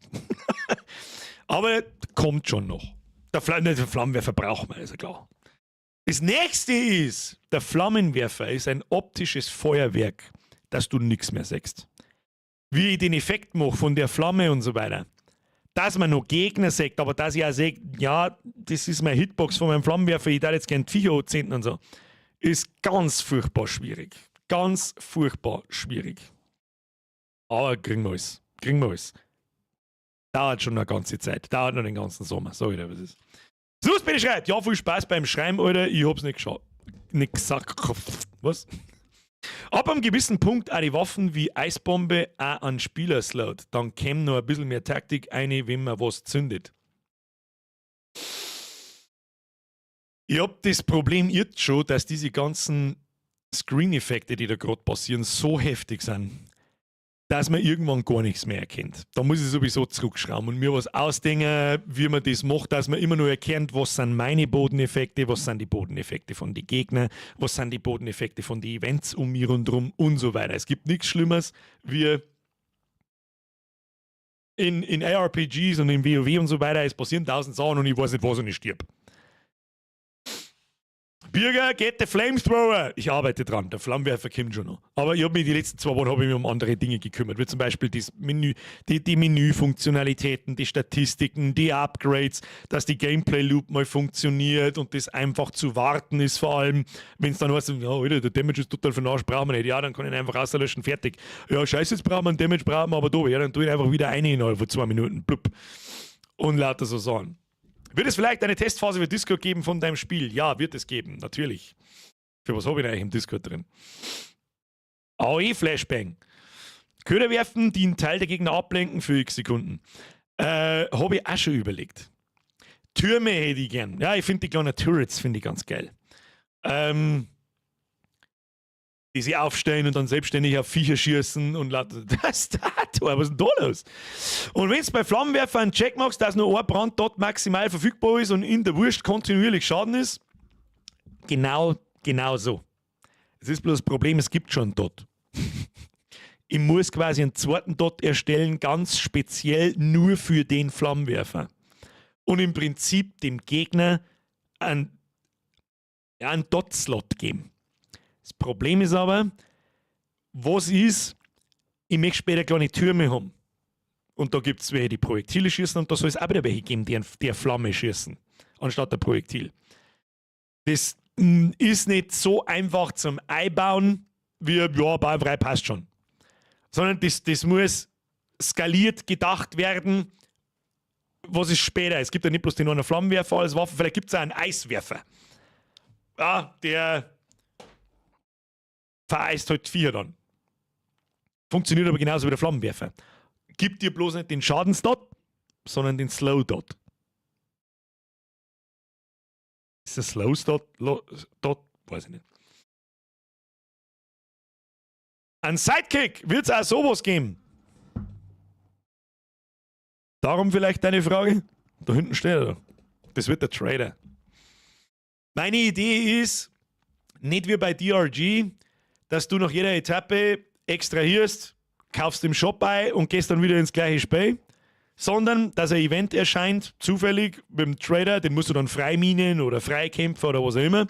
Da steht dann er drin, dann kannst du da reingehen, drückst da Tasten und dann kannst du Upgrades kaufen für die roten Ressourcen, die man gesehen hat. Gibt es halt noch nicht. Es ist in ferner Zukunft. Ist auch nicht so wichtig jetzt. Jetzt geht es mir ums Gameplay, dass die Gameplay-Loop funktioniert. Ein gutes Spiel braucht Zeit. Du, ich bin jetzt da 6 Wochen dran und ich habe bei 0 angefangen. Sprichwörtlich, ich habe keine Ahnung von nichts gehört. Mittlerweile bin ich natürlich einen ganzen Schritt weiter. Ich meine, das ist auch irgendwo klar. Aber es ist schon ein Haufen Arbeit. Leck mich am Sack, das ist wirklich ein beschissener Haufen Arbeit. Wie war es mit einem Wasserwerfer, der die Gegner zurückwirft? Eva, sehr gute Idee. An einem Knockback arbeite ich seit über einem Monat. Also der Knockback bedeutet, egal durch was Gegner zurückzustoßen, ist nicht so einfach mit dem Movement, mit dem automatischen und so weiter. Was passiert, wenn es den aus Versehen in die Mining-Blocks einschießt? Was ich dann findet er wieder nicht mehr umeinander. Und lauter so ein Scheißdreck. Das ist, aber ja. Also ich merke schon, viele Ideen von euch hatte ich auch schon, aber ein paar waren schon dabei. Knockback im Schallwaffen Sonic Boom. Knockback im Schallwaffen? Ich weiß nicht, was Knockback im Schallwaffen sind. Sonic Boom! Cyberfox, ihr seid! Merci dir. Ein kleines Dankeschön zum Schluss und ein tiefer Witz. Warum wollen chinesische Kinder kein Spielzeug? Weil sie es selbst zusammenbauen müssen. Ihr verdammten Rassisten! Merci dir. Ich hoffe, du bist da. Statue! War auch so mein Gedanke, so in etwa. Aber ich muss irgendwie umgehen, dass ich für jede spezifische Waffen so einen Slot baue, der dann dotten kann und so weiter und so fort. Statue, bei 5000 Gegner in einer Runde gekillt, Tactical Nuke incoming. Komm mal durch ein Event mal. Es gibt positive und negative Events. Negative Events zum Beispiel, es gibt einen Miniboss, es gibt der Schwarm, es gibt irgendwas, es gibt der Meteor und der verfolgt dir, was auch immer. Oder positive Sachen, wie zum Beispiel eben der Trader, du musst dann Freikämpfer, da hast du was davon. Oder, ein Nuke. Du kannst einen Nuke auffordern. Dafür musst du auch wieder irgendeinen Punkt, wie das Artefakt, du machst den Punkt frei, bla bla bla, dann hast du drückst du Tasten, kannst einen Nuke platzieren. Es gibt 1 Million Möglichkeiten, aber das ist alles schon wieder das Hinter vom Vorderen. Jetzt muss erst einmal, die Basics müssen erstmal funktionieren. Und dann können wir es ausrasten, anfangen mit, das war geil, das war geil, das war geil, das war geil. Kommen auch Easter Eggs rein. Mit Sicherheit, sobald wir hier einfallen. Was sagst du, ist bisher die größte Hürde, auf die du beim Erstellen des Spiels getroffen bist? Kein Sau. Das ist aber eine schöne Frage. Ich glaube Performance. es wird schwierig, mehr Gegner darzustellen am Monitor in dieser 3D-Umgebung, physikalisch richtig berechneten 3D-Umgebung, als ihr da bis jetzt gesehen habt. Und das muss ich irgendwie hindran, dass die Map so gestaltet ist, dass du nicht, ja, ich habe mich noch viele Stunden im Kreis umeinander und habe eigentlich gar keine Herausforderungen. Und ich muss die Viecher, die da umeinander laufen, wahrscheinlich sogar noch weniger machen, weil das Level ist ja noch nicht befüllt mit irgendwas und das geht jetzt schon langsam in die Knie. Das, glaube ich, ist das Schwierigste. Performance-Geschichte. Dass das auch auf einem, ich muss nicht auf einem Toaster laufen, das Ding, aber es war schon ganz geil, wenn man, weißt du schon, auf mittelmäßige Rechner das Ding auch zum Laufen kriegt und nicht nur auf einem, oder du brauchst für das Pimmelspiel, wie du auch schon brauchst, du 4090er und ein i18. Wieso? Ich weiß ja ein bisschen von dem Scheiß, aber bei mir und meine zwei Spätzchen waren nach einem halben Jahr Luft raus, weil es zeitlich nicht mehr zum Stemmen war. Was aber noch schlimmer war, dass mir irgendwann nicht mehr Stern 1. Was? Wie wäre es mit Events, in denen der Spieler ein kurzes Handicap hat? Zum Beispiel für 15 Sekunden 10% langsamer oder weniger Schaden. Ja, sowas kommt. Das kommt aber nicht einfach so, sondern das wären dann Bosse mit dir. Das ist meine Idee von den Bosse. Das ist der Teil in DRG, da wo ich mir denke, ey, das ist ziemlich cool das mit den Bossen so, aber die eine Behindertenmechanik, dass er da bloß nachchargt und das war's dann, ist uns da echt nicht mehr eingefallen als das. Der slowt die, der macht die blind, der macht dein Sichtfeld kleiner, der rennt dann nach, der schießt auf die, der macht Bodeneffekte und. Der wird richtig asozial. Dass da richtig was zum Tor hast. Ja, das ist kein Pimmelball, ich pimmelt da jetzt ein bisschen umeinander, sondern die sollen es dann schon in sich haben. Genauso, also ich sollen die auch nicht, keine Ahnung, aus dem Leben fehlen 180 Mal, das ist auch ein Scheißdreck, aber das soll keine so eine Behinderung sein mit, okay, ich laufe jetzt da weg. Oh, jetzt charge ich gehe einen Schritt auf die Seiten, jetzt charge nicht die Mauer ein, jetzt der Schießen. Da kriegen wir besser eine Sache hin. Und er beleidigt, er beleidigt deine Mom. Ja, das können wir mal. Ja, es ist eine sehr spezielle Art von Genre, dieses Spiel. Das ist mir schon klar, das ist nicht für jeden was. Ja? Und mit Sicherheit sitzen da jetzt 100.000 Leute und sie denken, das ist ganz anders, so, ja, dann mach's. Ja, in Ordnung. Just do it. Aber ich möchte Survivor-like machen und ich bewege mich schon gefährlich weit weg von einem Survivor-like mit den aktivierbaren Waffen, mit dem Inventar, mit diesen Boss-Mechaniken und so weiter und so fort. Wobei das mit Sicherheit andere Survivor-Likes sind da wieder schneller wie ich. Mittlerweile gibt es wahrscheinlich sogar schon. Ist mir wurscht. Ich habe einfach Spaß am Machen, wenn was dabei rauskommt. Nice. Genau, was waren das so für Textfenster so zwischendrin? Gabriel, was meinst du damit? Zeugen Jehovas dann, verfolgt die und will da Religion dran. Und blau leuchten muss der Boss. Wieso muss der Boss blau leuchten? Blinken, teleportieren wäre cool, so als Special-Loot-Item. Das ist eine coole Idee. Blinken ist wirklich eine coole. Blinken kann auch eine Waffenulti sein. Es muss nicht zwangsweise, eine Waffenfertigkeit muss nichts mit der Waffe an sich zum Tor haben. Ich habe also die Idee, so ein Schädel war geil. Ja, also ein Knockback-Schädel. Das heißt, da drückst du drauf und dann bist du 3 Sekunden lang unverwundbar und druckst Gegner von dir weg. Und laufst vielleicht 100% schneller. Dass wenn du nicht auskommst, fuck, Ulti-Drucker, kannst du durch die Viecher durchrammen und nach 3 Sekunden bist du wieder verwundbar. Das kann zum Beispiel auch die Frostmine haben. Ist ja scheißegal. Emergency Relocation. Wenn du ein wenig weitermachst, hast du einen Diablo-Konkurrenten. Ja, das glaube ich. Für eine Nachricht war mein Text lang. Achso. Jetzt darf mich aber noch interessieren, das letzte, was ich noch lesen will, ist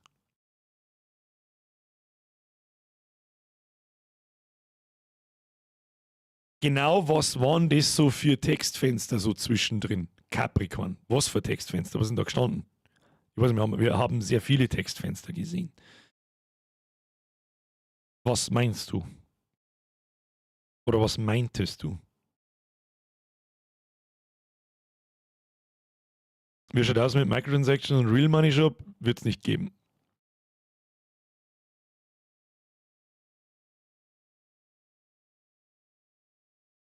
Aber wenn es jemals spielbar ist, egal ob es jetzt unfassbar viel Spaß macht oder mittelmäßig oder vielleicht sogar ziemlich schlecht ist, gibt, glaube ich, jetzt schon schlechtere Spiele als das da auf Steam.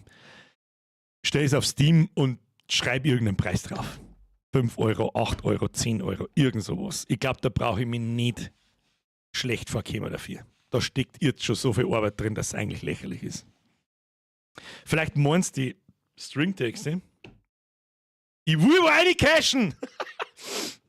Dann biete ich dir das Supporter-Pack an auf Steam. Das kostet dann nochmal einen Zehner. Dafür hat er da eine Unterhosen an. Den kriegst 80 Euro! Ich hoffe, du verkaufst es für 80 Euro. Eigentlich soll das tun. Grüße, heute mal im Nachschau-Squad. Hamsen wünsche ich ja, vielleicht meinst du das drin. Ja, der Capri. Ja, da sind ab und zu so kleine Fenster aufgeploppt. Einmal stand, was gleich kommt, der Boss, aber da waren auch noch andere oder Spinni. In der Mitte diese Nachricht. Ja, das sind die Events während einer Stage. Die blenden kurzen Text ein, so mit, es kommt ein Meteor und dann soll halt eigentlich was passieren. Die habe ich vor 3 Wochen irgendwann einmal gebaut. Die haben alles bloß nicht fertig. Die sind alles bloß nicht fertig. Es gibt ja noch nicht viel Sound und so weiter. Das fühlt sich alles ein bisschen unlebhaft. Oh, das ist ganz furchtbar wichtig, der Sound. Und lauter das ist alles unwichtig. Ich tue schon sauber zu führen der Optik umeinander, was mich eigentlich überhaupt nicht interessieren soll. Es soll spielbar sein und Spaß machen. Das ist alles. Da schreibt, Pay to Win brauche ich, weil ich habe keinen Shooter-Skill mehr, fahre rein nur mehr Racing-Sims. Und da kaufst du eine KI, die für dich fährt. So, jetzt gehen wir ins Bett. Das ist Punkt 11. So, I proudly present it to you. 1 Stunde lang, das ist der Stand der Dinge. Das nächste Mal wird lang hier sein, bis ich es euch nochmal zeige. Da wird jetzt viel umeinander gewerkelt, hier, da und so und so und so.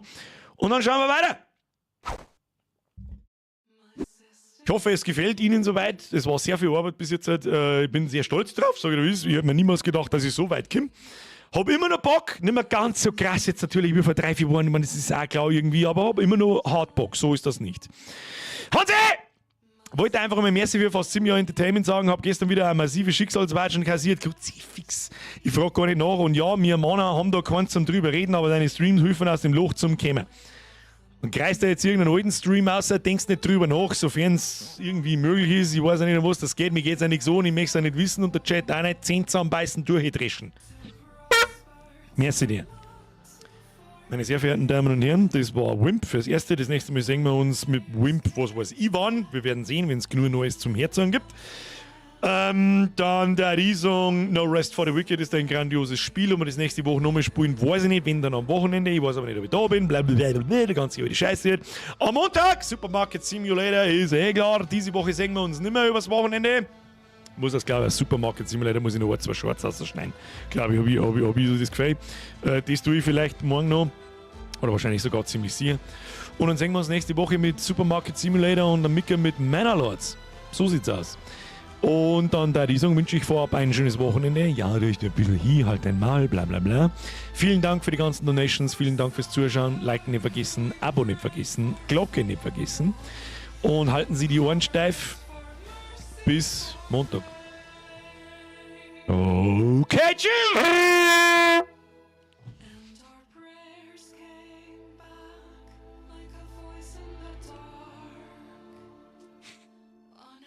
Spreng mich an.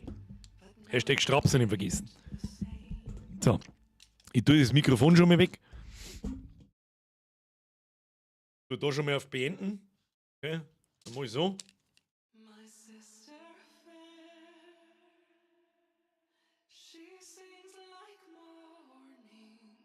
Es geht nicht.